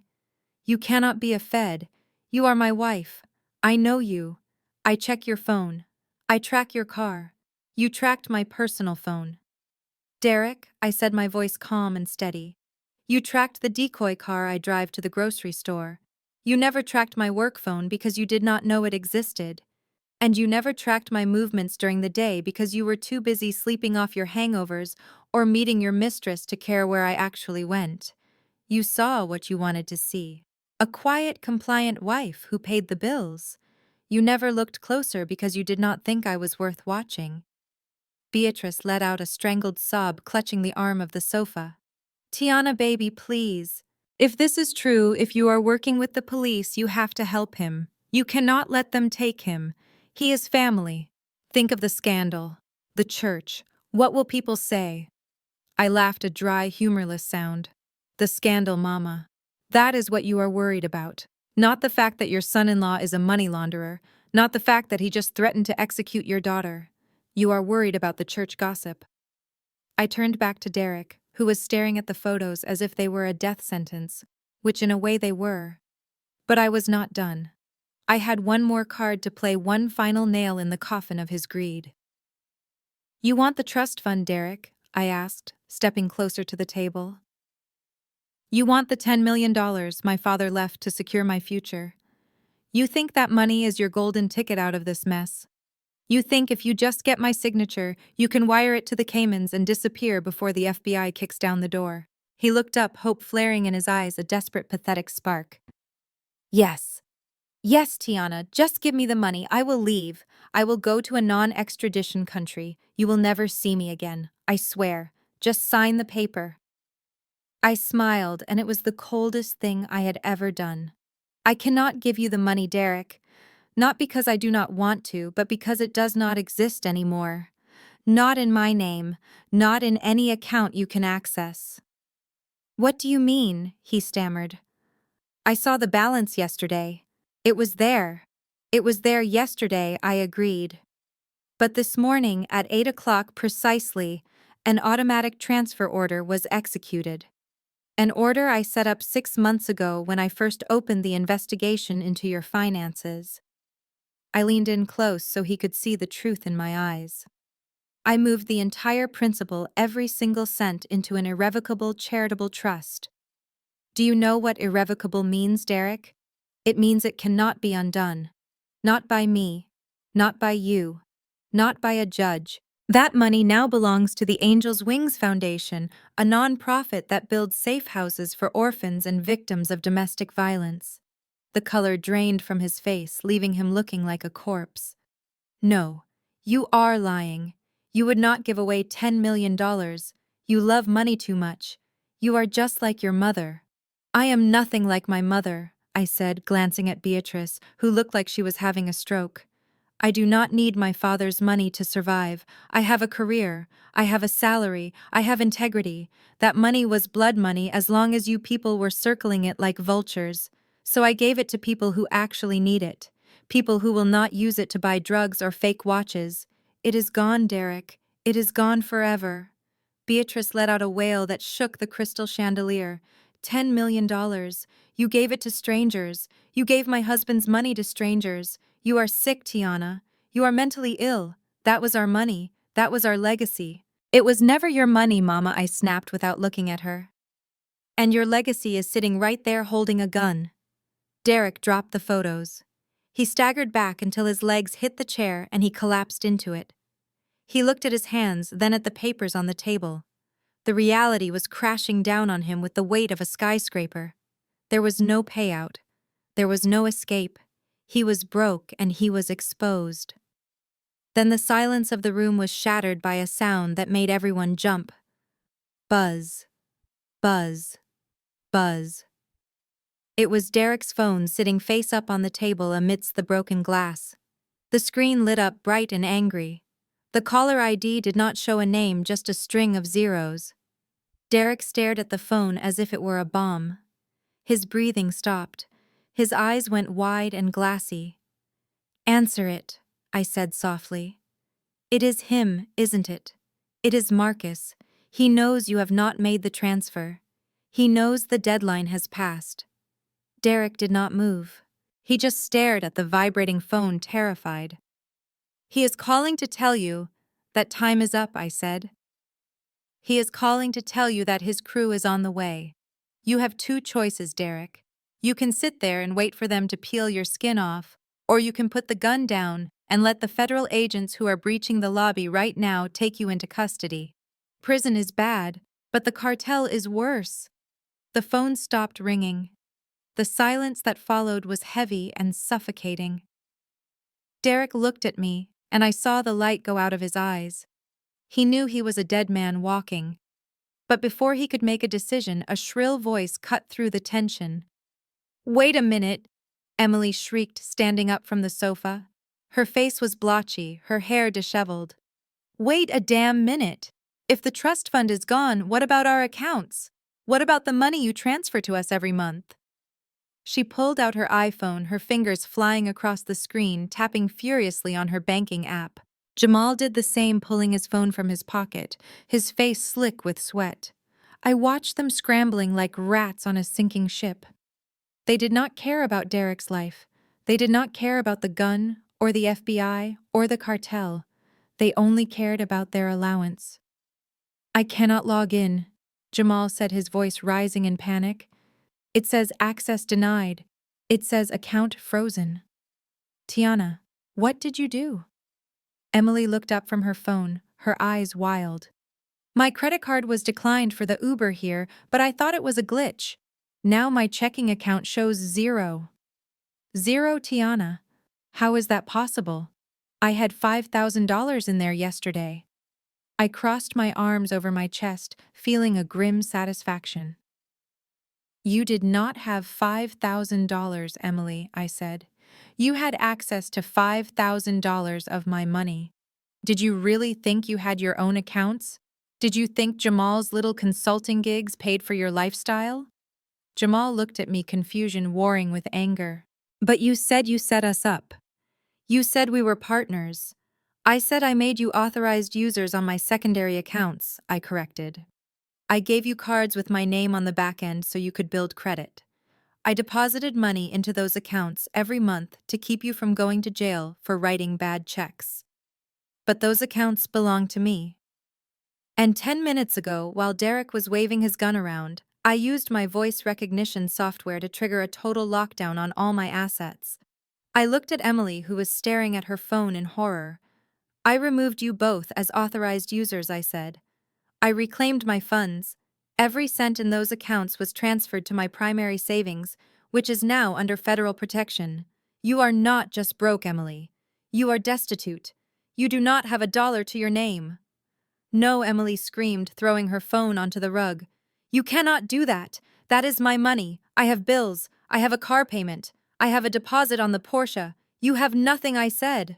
And Jamal has nothing. You have been living on my charity for 3 years and calling it success. You looked down on me, you made fun of my job, you called me cheap, but you were eating my food and spending my money. Well, the free ride is over. Welcome to the real world. Emily turned on Jamal, her face twisting into a snarl. You told me you had your own money. You told me you were an investor. You lied to me. You are nothing but a broke loser living off his sister. Jamal backed away, his hands raised. Baby, calm down. I was going to make it big. I just needed more time. You are pathetic, she screamed, advancing on him. I married you because you said you could take care of me. I could have married a doctor. I could have married a lawyer. Instead, I married a leech. She started hitting him, slapping his chest and face, her nails raking across his skin. Jamal grabbed her wrists, shoving her back. Get off me, he shouted. It is not my fault. It is Mama's fault. Beatrice gasped, clutching her chest. My fault, how dare you? I gave you everything. You crippled me, Jamal yelled, turning on our mother. You told me I was too special to work. You told me Tiana owed us. You made me think I was a king when I was just a beggar. You ruined me. You made me soft. And now look at us. We are broke and we are going to jail because you could not stop spending money. The family was eating itself. The veneer of unity had shattered completely, exposing the rot underneath. They were screaming at each other, blaming each other, tearing each other apart, while I stood watching untouched. But the noise was too much for Derek. The pressure in his head finally snapped. He stood up so fast the chair tipped over backward. He roared, a sound of pure, unadulterated rage that silenced the room instantly. Shut up, he screamed, his eyes bulging, veins popping in his neck. Shut up, all of you. He raised the gun again, but this time he did not point it at me. He pointed it at the ceiling, then swept it around the room wildly. It is over, he shouted. It is all over. The money is gone. The cartel is coming. And I am not going to prison. I am not going to let them take me. He looked at me, his eyes red and wet with tears. He looked like a man who had lost his soul. You think you won, Tiana? He whispered. You think you beat me, but you forgot one thing. If I cannot have the money, no one leaves this room alive. He leveled the gun at my chest, his finger tightening on the trigger. His hand was steady now. The shaking had stopped. He had found his resolve in the depths of his despair. If I die, he said, his voice flat and dead, I am dragging you to hell with me. I looked at the barrel of the gun. I looked at the madness in his eyes. And for the first time that night, I felt a flicker of genuine fear. My team was close, but were they close enough? Watch this, I had said earlier. But now, as his knuckle turned white, I wondered if I had waited too long to call down the thunder. So you admit it, Derek? I asked. My voice cutting through the hysteria in the room, like a scalpel through necrotic tissue. I kept my eyes locked on his, even as he tightened his grip on the weapon. You admit that your plan tonight was to murder me to seize control of my assets. You admit that this was premeditated and that you intended to stage a robbery to cover up a capital crime. Derek laughed, a wet, ragged sound that bubbled up from his chest. Admit it. Tiana, look around you. I am holding a gun to your chest. The cartel is on their way to skin me alive. Do you think I care about admissions? Do you think I care about the law? Yes, I intend to kill you. I intend to kill you because you are the only thing standing between me and survival. You are the obstacle. And in this world you remove obstacles. And you, Mama, I asked, shifting my gaze to Beatrice without moving my head. And you, Jamal, and Emily, you are all witnessing this. You are watching him threaten to execute me. By doing nothing, by standing there and waiting for him to pull the trigger, you are co-conspirators. You are accessories to murder. Is that what you want? Is the money worth a life sentence? Beatrice wiped her face with a trembling hand, her makeup smeared into a grotesque mask. Do not put this on us, Tiana. We did not ask for violence. We just asked for what was fair. If you had just shared, if you had just been a good daughter, none of this would be happening. You drove him to this. You drove us all to this with your selfishness. So you agree with him, I pressed. You agree that I deserve to die so you can maintain your lifestyle. You agree that my life is a fair trade for your reputation at the church. It is not about the church, she shrieked, her voice cracking. It is about survival. And do not act so innocent. You think you are the only one who has had to make hard choices. You think you are the only one who has had to bend the rules. I did what I had to do when your father was alive too. What does that mean? I asked, knowing the answer but needing her to say it for the record. It means I signed his name. Beatrice shouted the confession, exploding out of her in a fit of defensive rage. I forged his signature on the refinancing papers for this house 15 years ago. He did not want to move here. He wanted to stay in that small house in the suburbs. He wanted to save money. But I deserved better. I deserved this view. So I practiced his signature for weeks until I got it perfect. I signed the loan documents. I authorized the withdrawal from his pension fund to pay the down payment. I did it because he was too stubborn to see what we needed, and I would do it again. Just like Derek is doing what he needs to do now. Sometimes men are too weak to make the big decisions, Tiana. Sometimes you have to force their hand. There it was. The final piece of the puzzle. The admission of forgery and fraud that predated even Derek's crimes.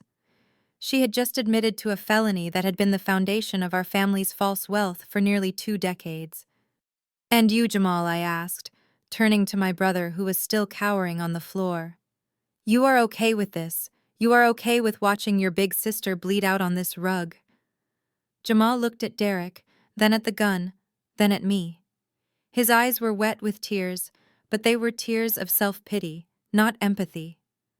I just want the club, Tiana, he whimpered. I just want my own place.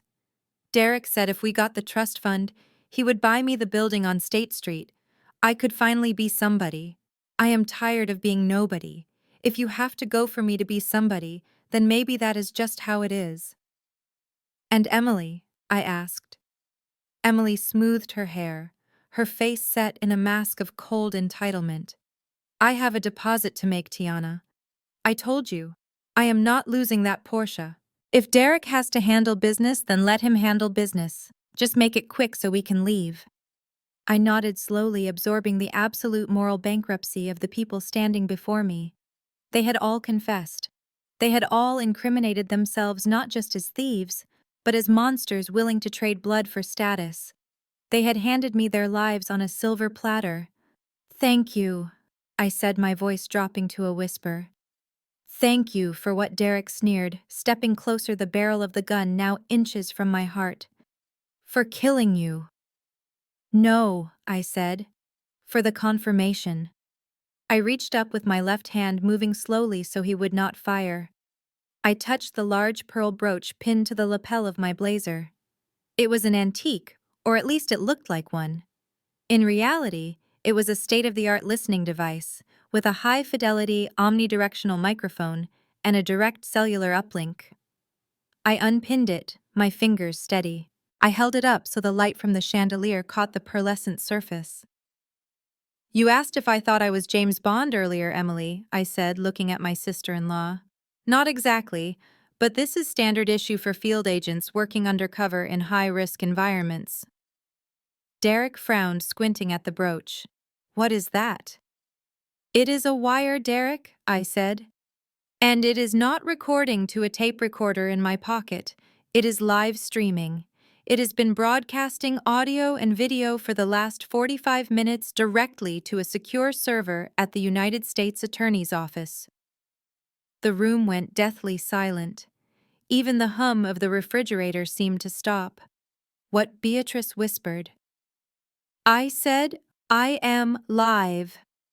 I repeated, my voice strong and clear. Special Agent Miller, are you receiving this audio clearly?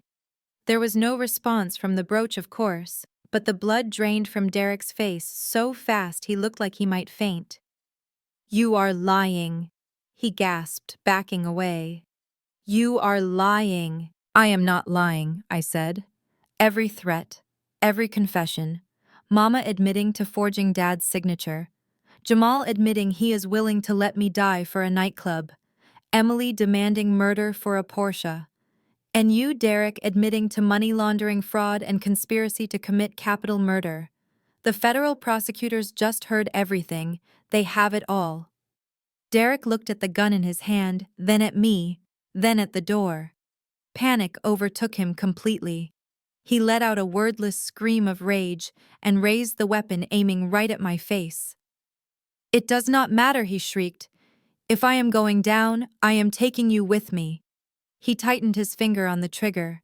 I saw the hammer start to pull back. I saw the end. But I did not flinch, because I knew something he did not. I knew the response time of the FBI SWAT team stationed in the stairwell was less than 3 seconds from the breach command. "Goodbye, Derek," I said. And then the world exploded. The floor-to-ceiling windows overlooking the balcony shattered inward with a thunderous crash that shook the entire building. Thousands of shards of safety glass rained down on the living room like diamonds. At the exact same instant, the front door was blown off its hinges by a concussive blast that sent a shockwave through my chest. Flashbang grenades rolled across the floor, detonating with blinding flashes of white light and deafening bangs that disoriented everyone in the room. I instinctively covered my head and dropped to a crouch, practiced and ready. My family was not ready. Beatrice screamed and fell off the sofa, covering her ears. Jamal curled into a fetal ball. Emily shrieked, running blindly toward the kitchen before tripping over her own high heels. Derek staggered back, blinded by the flash, his gun firing wildly into the ceiling. The shot was lost in the cacophony of shouting voices that flooded the penthouse. "Federal agents, get down on the ground, on the bodies." Hands where I can see them. A dozen figures clad in black tactical gear swarmed into the room, moving with terrifying precision. Red laser sights cut through the smoke and dust, painting targets on chests and foreheads. "Drop the weapon. Drop it now, or we will fire." Derek stood there for a split second, blinking against the smoke, the gun still in his hand. He looked like a confused child facing a tidal wave. He turned toward the balcony, perhaps thinking he could jump, perhaps thinking he could fight. He never got the chance. A tactical officer tackled him from the blind side, hitting him with the force of a linebacker. Derek flew sideways, hitting the floor with a bone-jarring thud. The gun skittered across the hardwood, spinning away under the sofa. 2 more agents were on him instantly, knees in his back zip ties, cinching his wrists behind him before he could even draw a breath. "Secure. Subject 1 secure." I looked toward the door. Jamal was being hauled to his feet by an agent twice his size. He was sobbing openly now, tears streaming down his face, creating tracks in the dust on his cheeks. "I did not do anything," he wailed. "It was him. It was Derek. I was just watching. You are under arrest for conspiracy to commit murder and extortion." The agent barked, spinning him around and slamming him against the wall to cuff him. "You have the right to remain silent." Emily was cornered near the wet bar by a female agent. "Do not touch me!" Emily screamed, kicking out with her legs. "My father is Judge Harrington. You cannot arrest me. I drive a Porsche. I am not a criminal. Your father is currently being served with a search warrant for judicial misconduct related to your husband's money laundering scheme," the agent said calmly, snapping the cuffs on Emily's wrists. "And that Porsche is being seized as evidence. Turn around." Beatrice was the last to fall. She sat on the floor amidst the broken glass of her expensive life, her Chanel suit ruined, her pearls scattered. She looked up as an agent approached her, handcuffs in hand. "Tiana," she whispered, her voice trembling. Tell them I am your mother. Tell them this is a mistake." I stood up, brushing the glass from my clothes. I walked over to where she sat, looking down at the woman who had given birth to me and then sold me out. "It is no mistake, Beatrice," I said, using her first name for the first time. "You broke the law. You broke our family. And now you are going to pay the bill." The agent pulled her arms behind her back. Beatrice screamed, a long, mournful sound of a woman who has lost her status, her money and her freedom in a single night.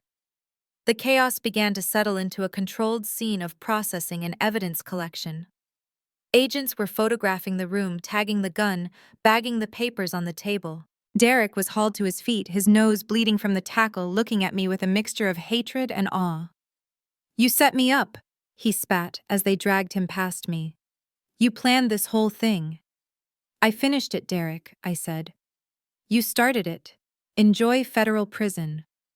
"I hear the baccarat tables are terrible." As they dragged him out the front door, struggling and cursing, the elevator doors opened one more time. A tall man in a dark suit walked in. He had silver hair and the bearing of someone who commanded rooms without raising his voice. He stepped over the debris, ignoring the weeping family members being led away in chains. He walked straight to me and extended his hand. "Agent Tiana," he said, his voice warm and respectful. "Special Agent in Charge Miller," I replied, shaking his hand. He looked around the room, then back at me. "Incredible work. We got the audio, we got the video, we have the admission of the predicate crimes and the conspiracy. The cartel connection is confirmed on Derek's phone. This brings down the whole network. You stayed cool under pressure. I have never seen anything like it." I touched my bruised lip. "It got a little close at the end, sir. We were ready to breach the second he raised the gun," Miller said seriously. "But you handled him. You got the confession. That was the nail in the coffin." He gestured to the door where my mother was being led out. Her head hung low. "Are you okay, Tiana? That was intense. It is not every day you have to send your own mother to prison." I watched Beatrice disappear into the hallway. I felt a pang of sadness, yes, but mostly I felt lighter. The weight of their expectations, their greed, their abuse was gone. "I am fine, Agent Miller," I said. "I am better than fine. Mission accomplished. Take the rest of the week off," Miller said. "We will handle the paperwork. Go home, Tiana. You earned it."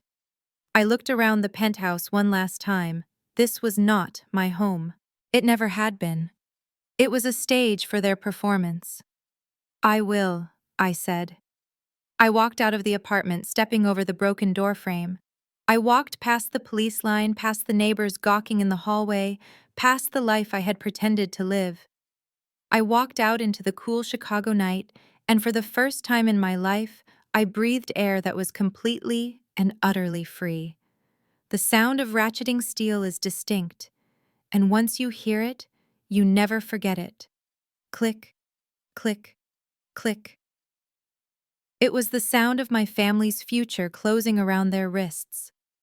The chaotic energy of the breach had settled into the methodical rhythm of a federal crime scene processing. The penthouse was no longer a home or a stage for their drama. It was evidence scene 4 of Operation Glass House. I stood near the shattered balcony doors, the wind from Lake Michigan whipping my hair across my face, watching as the agents hoisted Derek from the floor. He was limp, his expensive suit covered in dust and glass shards. The arrogance that had defined him for 3 years was gone, replaced by a hollow shell of shock. Derek Wilson, the lead agent, intoned his voice flat and professional. "You are under arrest for racketeering, money laundering, conspiracy to commit capital murder and extortion. You have the right to remain silent.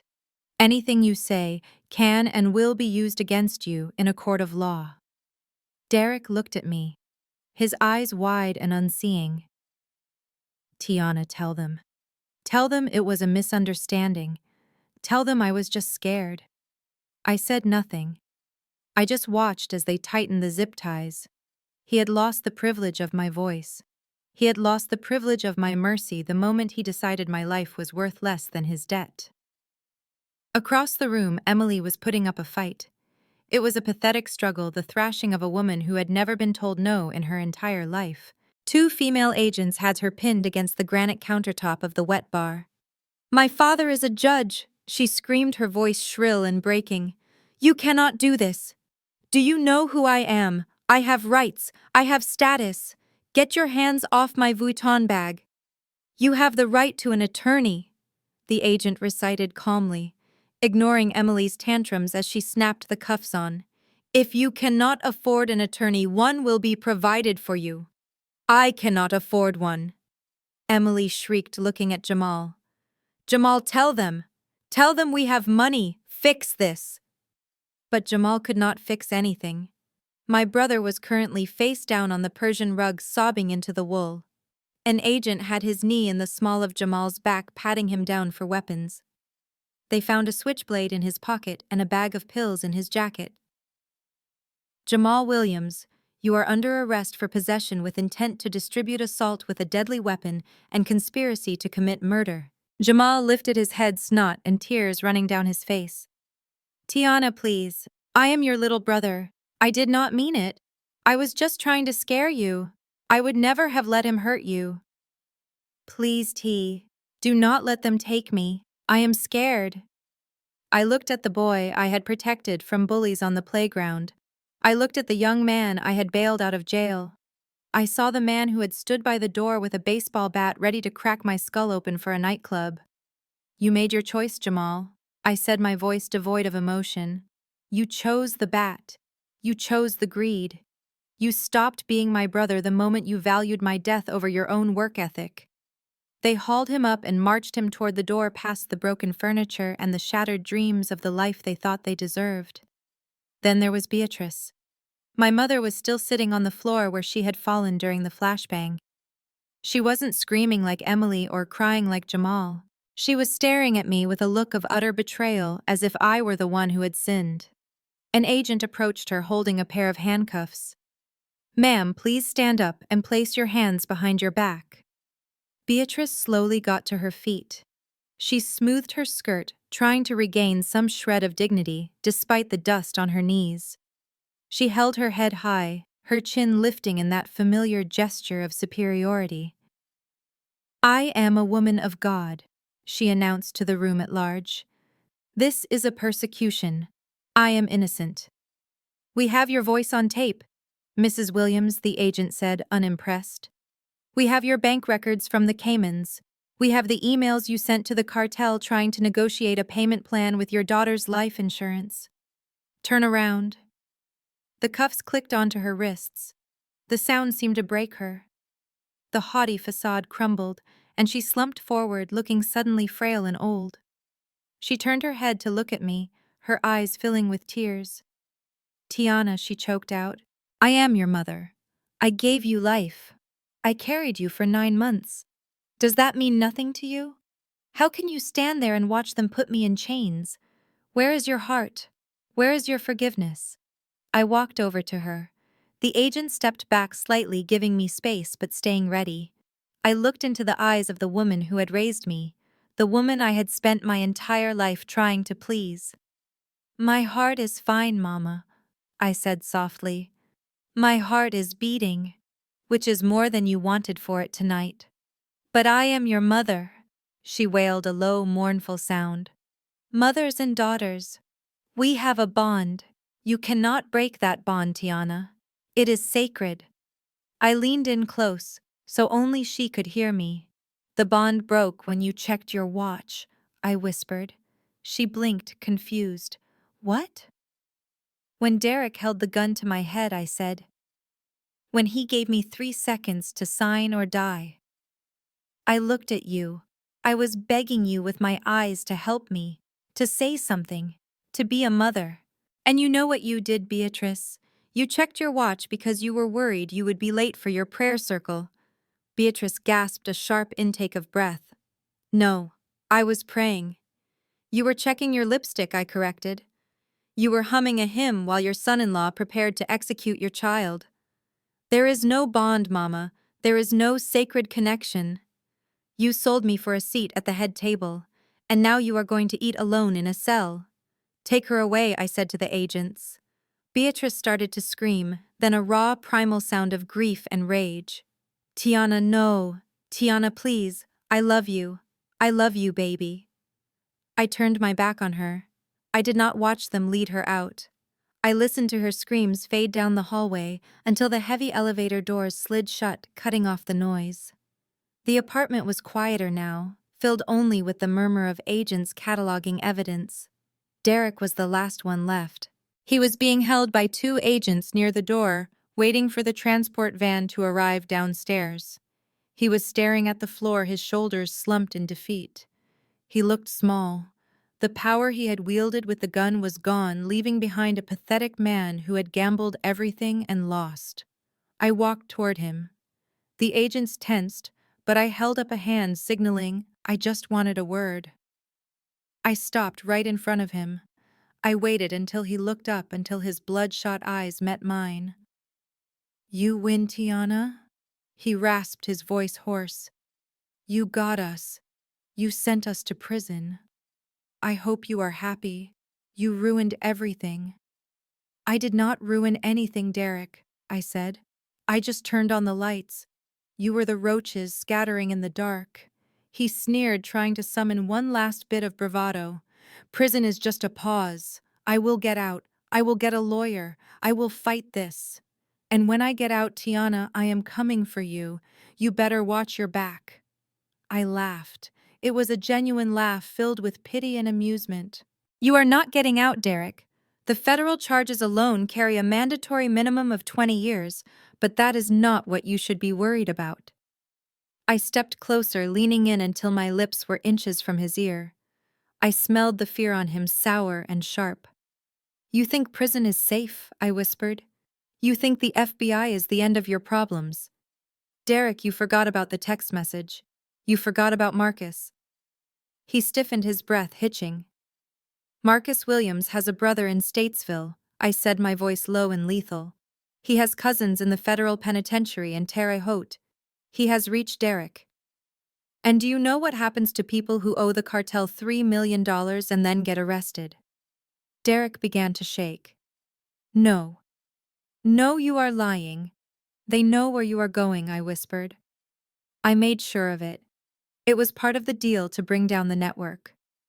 We give them you, they give us the bigger fish. You are not going to a safe cell, Derek. You are going into general population, and Marcus is waiting." Derek's eyes bulged. He tried to lunge at me, but the agents jerked him back. "You witch! You cannot do that. I need protective custody. I need a deal." "There are no deals for you," I said, stepping back.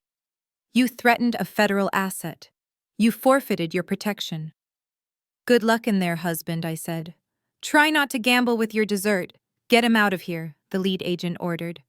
Derek was screaming as they dragged him out, thrashing and begging, kicking at the doorframe. He was screaming for a lawyer. He was screaming for mercy. He was screaming my name. I watched him go, and as the door closed behind him, I felt a weight lift off my chest that I hadn't even realized I was carrying. The silence that filled the penthouse this time was not heavy with threat. It was clean. It was empty. It was over. I looked around the room at the shattered glass and the overturned furniture. It was a disaster area, but for the first time in years, it felt like a place where I could breathe. The lead agent walked over to me. "We are done here, Agent Tiana. The scene is secured. You can go." I nodded. I did not need to pack. There was nothing in this house I wanted to keep. My clothes, my jewelry, my books, they were all tainted by the memories of the people who had lived here. I walked to the door, stepping over the threshold where Emily had stood demanding a Porsche, where Jamal had stood with a bat, where Derek had stood with a gun. I walked out into the hallway and pressed the button for the elevator. I was alone. I had no husband. I had no mother. I had no brother. But as the elevator doors opened and I stepped inside, I realized something else. I had me. And for the first time in my life, that was enough. The elevator ride down to the lobby felt like a decompression chamber. I stood alone in the stainless steel box, watching the numbers count down from the penthouse floor to the ground level. With every floor that passed, I felt the toxicity of my old life shedding like dead skin. I adjusted my blazer, checked my reflection in the polished metal doors, and prepared for the final act of the night. I had dismantled their finances, and I had secured their incarceration, but there was one thing left to destroy. The one thing Mama Beatrice valued more than her soul, and the one thing Emily worshipped more than money: their reputation. When the door slid open, the noise hit me first. It was a cacophony of shouting voices, camera shutters clicking like a swarm of mechanical locusts, and the blinding strobes of flashbulbs. I walked out into the marble foyer of the building and stopped. The entire lobby was filled with press. Every major news outlet in Chicago was there, along with the crime beat reporters and the gossip bloggers. They were not here by accident. 2 hours ago, before I even walked into the apartment, I had sent an anonymous tip to the news desks. I told them that the FBI was raiding the home of a prominent local developer connected to a massive money laundering ring involving church funds. I knew that the combination of high society religion and organized crime would be irresistible bait. I stood behind the police line watching the spectacle. The doorman who used to look down on me because I drove a sedan was now holding back a cameraman from Channel 5. The neighbors who had sneered at my off-the-rack suits were peeking out of their doors, phones raised, capturing the downfall of the building's most ostentatious tenants. Then the service elevator doors opened and the parade began. First came Derek. 2 federal agents marched him out, his hands cuffed behind his back, his expensive Italian suit jacket pulled over his head in a futile attempt to hide his face. But it was no use. The cameras caught him. The reporters shouted his name, asking about the missing millions, asking about the cartel, asking about the Ponzi scheme. Derek Wilson. Is it true you stole from widows and orphans? Derek, where is the money? He looked small and pathetic, stumbling as the agents pushed him toward the waiting armored transport van. He tried to duck into the vehicle, but a photographer got a clear shot of his face. It was the face of a ruined man, terror and shame etched into every feature. That image would be on the front page of the Tribune tomorrow morning. The myth of the real estate tycoon was dead. Next was Jamal. He was weeping openly now, his face a mess of snot and tears. He looked like a frightened child, not the tough guy who had threatened me with a baseball bat. He was shouting that he was innocent, that he did not know anything, that he was just a victim. But the cameras did not care. They zoomed in on the handcuffs. They zoomed in on the drugs the agents had pulled from his pockets, which were now bagged as evidence. The narrative of the aspiring entrepreneur was replaced instantly by the reality of a low-level dealer caught in a federal net. Then came Emily. This was the moment I had curated specifically for her. My sister-in-law was dragged out by a female agent, her heels scraping against the marble floor. She was screaming about her rights, about her father, the judge, about the injustice of it all. She looked deranged, her hair wild, her makeup smeared. As she passed the press line, I pulled out my phone and checked Instagram. The live stream from the gossip blogs had already started. The comments were scrolling so fast they were a blur. Is that Emily Harrington, the lifestyle influencer? OMG, she is being arrested. Fake. Everything she posted was fake. I tapped a notification from a fashion brand that Emily had been trying to court for a sponsorship. Their official account had just tweeted a statement. Due to recent allegations and the disturbing footage emerging from Chicago, we are immediately severing all ties with Emily Harrington. We do not condone criminal activity. Another notification popped up. The luxury car dealership. We are cooperating fully with federal authorities to recover our stolen property. I looked up from my phone and caught Emily's eye as she was being shoved toward a police cruiser. I held up my screen so she could see it. I wanted her to see the notifications. I wanted her to see her subscriber count dropping by the thousands in real time. I wanted her to know that her curated online persona, the only thing she truly loved, was burning to the ground. She screamed a wordless sound of pure vanity being destroyed. She lunged toward me, but the agent jerked her back, slamming her against the side of the car. The cameras captured it all. The ugly entitlement, the rage, the fall. She wasn't an influencer anymore. She was a meme. By morning, she would be a national joke. Finally, it was Beatrice's turn. The agents led her out slowly. She was not fighting. She was walking with her head held high, trying to maintain a shred of her dignity. She was clutching her Bible, which the agents had allowed her to keep like a shield. She looked at the cameras and started to pray loudly, performing for the audience, hoping to salvage her image as the pious victim. Lord, forgive them, for they know not what they do, she intoned, her voice projecting for the microphones. I am a servant of the Lord. This is a test of faith. But then a reporter from the local investigative team stepped forward. He thrust a microphone in her face.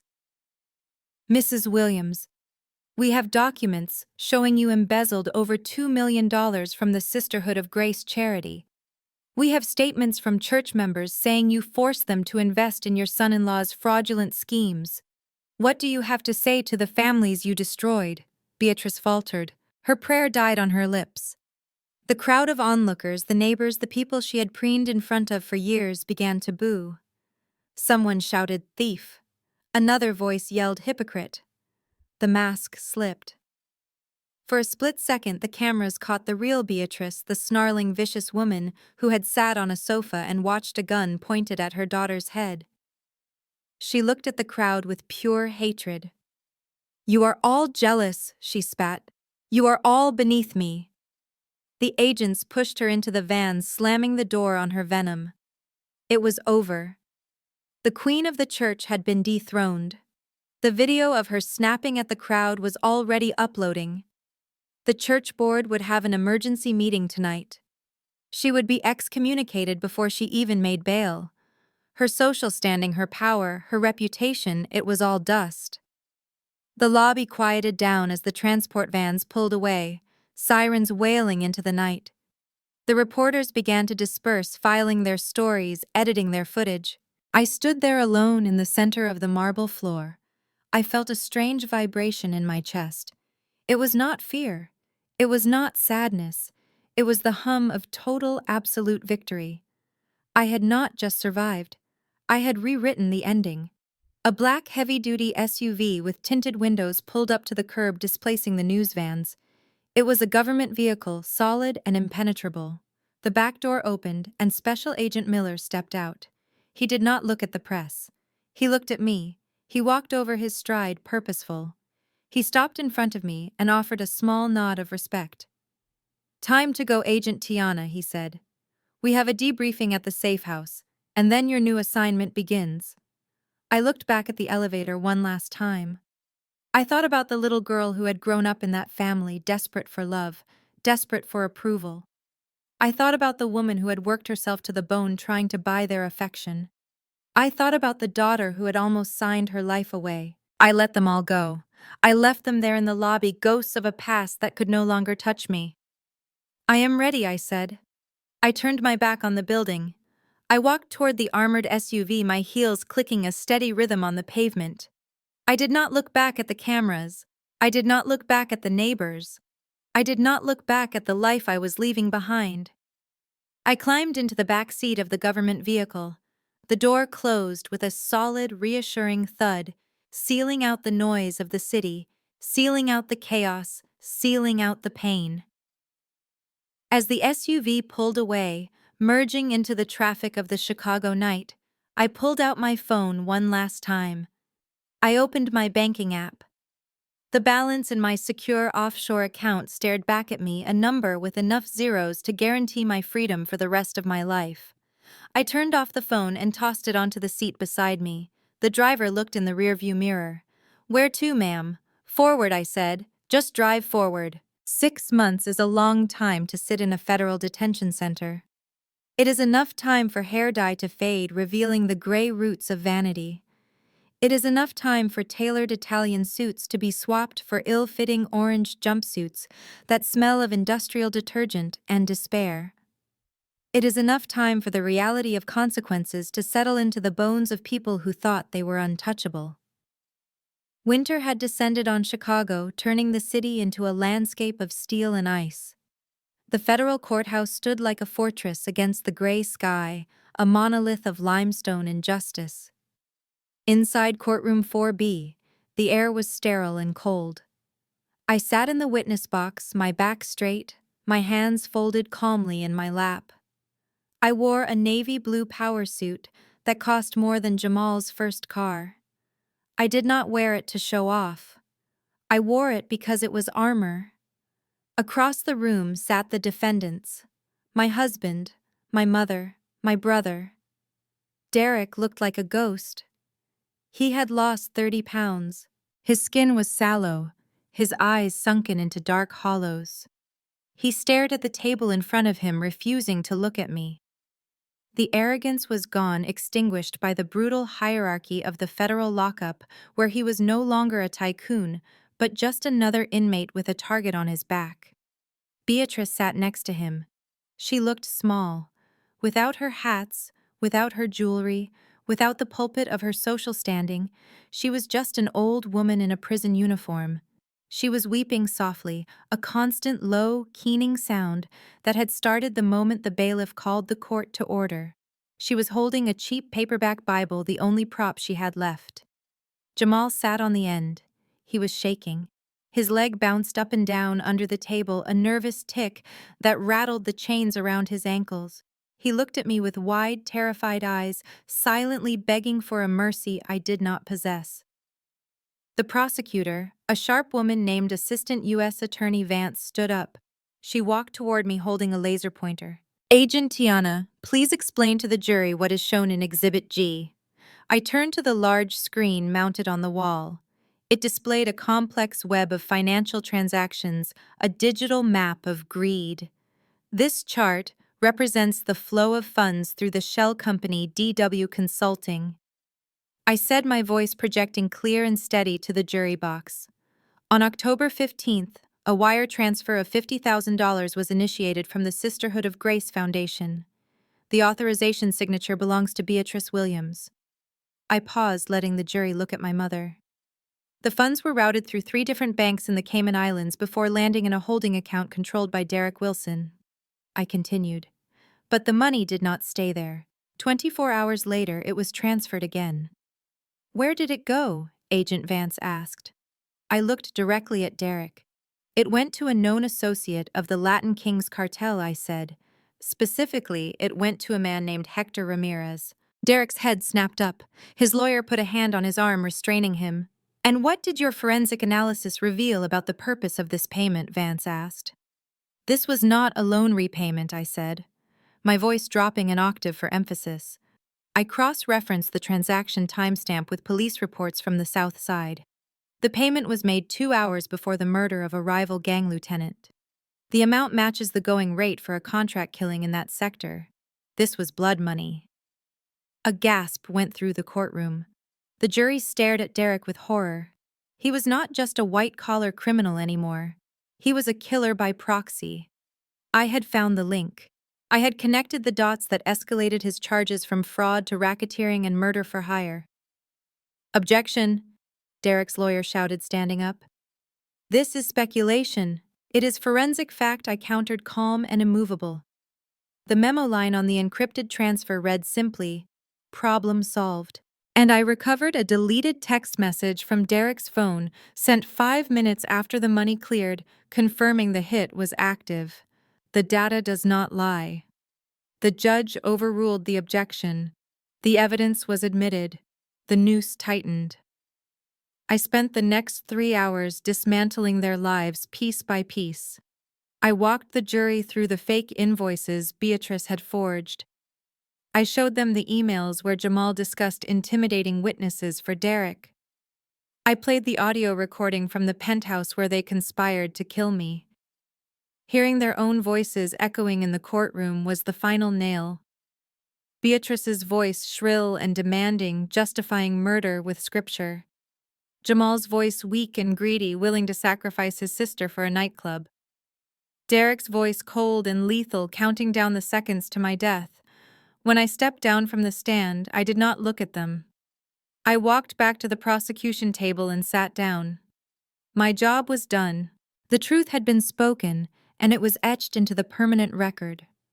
The closing arguments were brief. The defense had nothing. No alibi, no justification, just the desperate flailing of drowning people. The jury deliberated for less than 2 hours. When they returned, the foreman did not look at the defendants. That was always the sign. The judge asked the defendants to rise. The sound of chains clinking together filled the silence. Derek Wilson on the charge of racketeering influenced and corrupt organizations act, violation guilty. On the charge of conspiracy to commit murder guilty. On the charge of money laundering guilty. The list went on. Guilty, guilty, guilty. The judge looked over his spectacles at Derek. Mr. Wilson, your crimes are particularly heinous. You use the facade of legitimate business and the sanctity of charity to fund violence and satisfy your own greed. You attempted to murder your own wife, a federal agent, to cover your tracks. You have shown no remorse. Derek was trembling now, his knees buckling. I sentence you to life in federal prison without the possibility of parole, the judge stated, his gavel hovering. Plus 20 years for the financial crimes to be served consecutively. Derek let out a strangled cry and collapsed into his chair, burying his face in his hands. Life. He was 35 years old. He would die in a cage. And he knew that Marcus Williams had people on the inside waiting for him. His sentence was not just confinement. It was a death warrant. Beatrice Williams, the judge, continued, turning his gaze to my mother. You hid behind your faith while stealing from the poor. You betrayed the sacred trust of a parent. For your role in the conspiracy and the embezzlement, I sentence you to 15 years in federal prison. Beatrice screamed. It was the same sound she had made in the penthouse, a raw denial of reality. 15 years.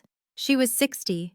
She would likely die in prison too. She looked at me, her eyes pleading. Tiana, help me. I looked straight ahead. The woman who had checked her watch while I faced a gun was gone. This was just a convict.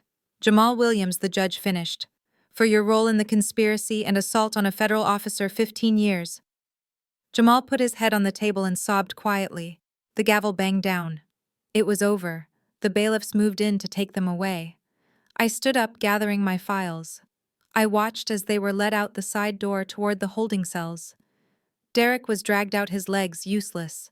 Beatrice was helped by a female guard still clutching her Bible. Jamal walked with his head down, defeated. They were gone.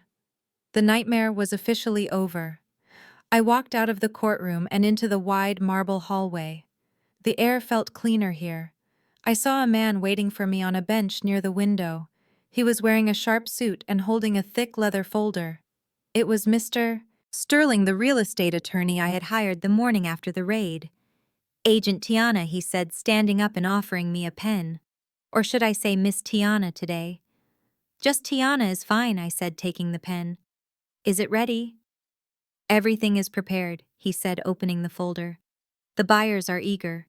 They know the history of the property, but the location is too good to pass up. They are offering $200,000 over the asking price for the penthouse. I looked at the document. It was the deed to the apartment. The place where I had been beaten. The place where I had been held hostage. The place where my family had shown me their true faces. I did not hesitate. I did not feel a pang of nostalgia. I felt only relief. I signed my name on the line, the ink flowing smoothly. Tiana Williams. It is done, I said, handing the folder back. Sell it, sell the furniture, sell the art, sell everything. I do not want a single teaspoon from that life. Mr. Sterling nodded, closing the folder. Consider it done. The proceeds will be wired to your new account by end of day. And the lake house you were looking at in Wisconsin. I bought it this morning, I said, a small smile touching my lips. Cash. Excellent. Congratulations, Tiana. You are a free woman. I walked toward the exit, the sound of my heels echoing on the marble. I pushed open the heavy doors and stepped out into the winter air. It was cold, but it felt good. It felt real. I had no husband. I had no mother. I had no brother. But I had justice. I had my dignity. And I had a whole new life waiting for me up north, where the air was clean and the only thing I had to watch was the sunset over the water. I hailed a cab and got in. Union Station, please, I told the driver. I have a train to catch. As the city of Chicago faded into the distance behind me, I did not look back. I looked forward. Forward to the silence. Forward to the peace. Forward to the future I had bought with my own courage. The silence of the Wisconsin woods was different from the silence of the penthouse. In Chicago, silence had been a weapon, a heavy, suffocating thing filled with unsaid resentments and the ticking clock of my husband's debts. Here in my new cabin overlooking Lake Geneva, the silence was alive.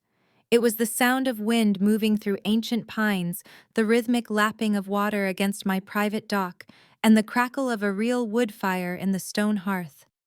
It was the sound of peace. I sat on the deck, wrapped in a cashmere blanket, holding a mug of coffee. The steam rose into the crisp morning air, curling like smoke signals. I was not wearing makeup. I was not wearing a suit. I was wearing oversized sweatpants and wool socks. For the first time in a decade, I did not have to look the part of the successful wife or the dutiful daughter. I just had to be Tiana. My phone sat on the wooden railing. For weeks it had been my lifeline to the legal proceedings, but today it served a different purpose. I picked it up and tapped the screen. There were 12 missed calls from a number listed as Federal Correctional Institution, Greenville. Beatrice. My mother was trying to call me collect. I could imagine her on the other end of the line, standing in the common area of her cell block, clutching the receiver with hands that no longer wore diamond rings. She would be weeping, performing for an audience of inmates, telling anyone who would listen about her ungrateful daughter who put her there. She wanted money for the commissary. She wanted a better lawyer. She wanted me to fix it, because that was my role. I was the fixer. I was the bank. I pressed my thumb against the screen and selected the block collar option. A small digital prompt asked me to confirm. I tapped yes without a millisecond of hesitation. Then I did the same for the number associated with the men's penitentiary in Terre Haute, where Derek was currently being processed into general population. And finally, I blocked the number for the county jail where Jamal was awaiting transfer. Delete. Block. Erase. It was cleaner than the violence they had offered me. It was surgical. I was excising the necrosis from my life, so the healthy tissue could finally breathe. A new notification banner slid down the top of my screen. It was an alert from my secure banking app. The subject line read simply, Department of Justice Whistleblower Award Disbursement. My heart gave a little jump, not of fear, but of anticipation. I opened the app and let the Face ID scan my features. The screen loaded, and I stared at the balance, $18,400,000. I let out a breath that turned into a laugh, a genuine bubbling sound of disbelief. It was the standard award percentage for a whistleblower in a major RICO case involving recovered assets. By helping the FBI seize the cartel's accounts, the laundered money in the foundation, and Derek's hidden offshore holdings, I had earned a commission. The irony was staggering. My family had tried to kill me for $10 million. They had destroyed their lives, sold their souls, and plotted murder for an insurance policy. And simply by doing my job, by following the law and telling the truth, I had almost doubled that amount. I scrolled through the transaction history. Beneath the government deposit were my own legitimate earnings, my savings, and the proceeds from the sale of the penthouse. The total net worth sitting in my account was enough to buy this lake house 10 times over. It was enough to never work another day in my life if I chose not to. But I would work. Not because I had to, but because I was good at it. I had already received offers from 3 Fortune 500 companies asking me to consult on their internal fraud prevention. They wanted the woman who took down the Williams syndicate. They wanted the wolf in the blazer. I set the phone down. I did not need to buy a Porsche to prove I was worthy. I did not need a Chanel suit to prove I had class. The numbers on the screen were just numbers. The real wealth was the fact that no one knew where I was. I thought about Emily. The last report from the agent handling the asset seizures said she was living in a studio apartment in Gary, Indiana, working at a makeup counter in a mall that was half empty. Her social media accounts had been deactivated after the trolling became too intense. She was driving a 10-year-old Honda Civic. She had wanted to be famous, and she got her wish. She was the most famous cautionary tale in Chicago. I stood up and walked into the kitchen. I poured the rest of my coffee into the sink and opened a bottle of wine. It was 11 in the morning on a Tuesday. Beatrice would have been scandalized. She would have quoted scripture about temperance while hiding her gin in a teacup. I poured a glass of a rich, dark Cabernet. It was a $20 bottle. It tasted better than the $1,000 vintage Derek used to buy to show off to his fake friends. I walked back out to the dock, my boots crunching on the light dusting of snow. The lake was a sheet of steel gray glass reflecting the winter sky. It was vast and deep and indifferent to the dramas of little people. I took a sip of the wine, letting the warmth spread through my chest. I thought about the little girl who used to hide in her room studying math textbooks because numbers made sense when people did not. Numbers did not lie. Numbers did not promise to love you and then hold a gun to your head. Numbers did not steal from charity. I had spent 32 years trying to balance a ledger that was always rigged against me. I had tried to pay off debts of affection that I never actually owed. I had tried to buy love with loyalty and safety with silence. But you cannot audit a relationship that is morally bankrupt. You cannot rehabilitate an asset that is depreciating by choice. Sometimes the only way to fix the books is to close the account and open a new one. I looked at the ring finger on my left hand. The pale band of skin where my wedding ring used to be was already starting to tan over, blending in with the rest of my hand. The physical mark of my marriage was fading. The emotional scars would take longer, but they would fade too. They would become silver lines of experience, reminders of the price I paid for my wisdom. I raised my glass to the empty lake. To Tiana, I said aloud, my voice strong and clear in the crisp air. To the girl who survived, to the woman who fought back, and to the auditor who finally closed the case. I took a long drink, savoring the taste of the grape and the wood and the earth. My mother had told me I had a spirit of poverty. She was wrong. I had a spirit of clarity. I knew exactly what things were worth. I knew that a family that demands your life as payment is not a family. It is a hostage situation. I knew that dignity could not be bought with stolen money. And I knew that the most expensive thing in the world was not a penthouse or a diamond or a Bentley. The most expensive thing in the world was peace. And I had finally paid the bill in full. I turned back toward the warm glow of the cabin, where my laptop was waiting, with a contract for a new consulting gig. I had work to do. I had bad guys to catch. I had a life to live. The past was a closed file. The future was an open spreadsheet. And for the first time in my life, I was the only one holding the pen.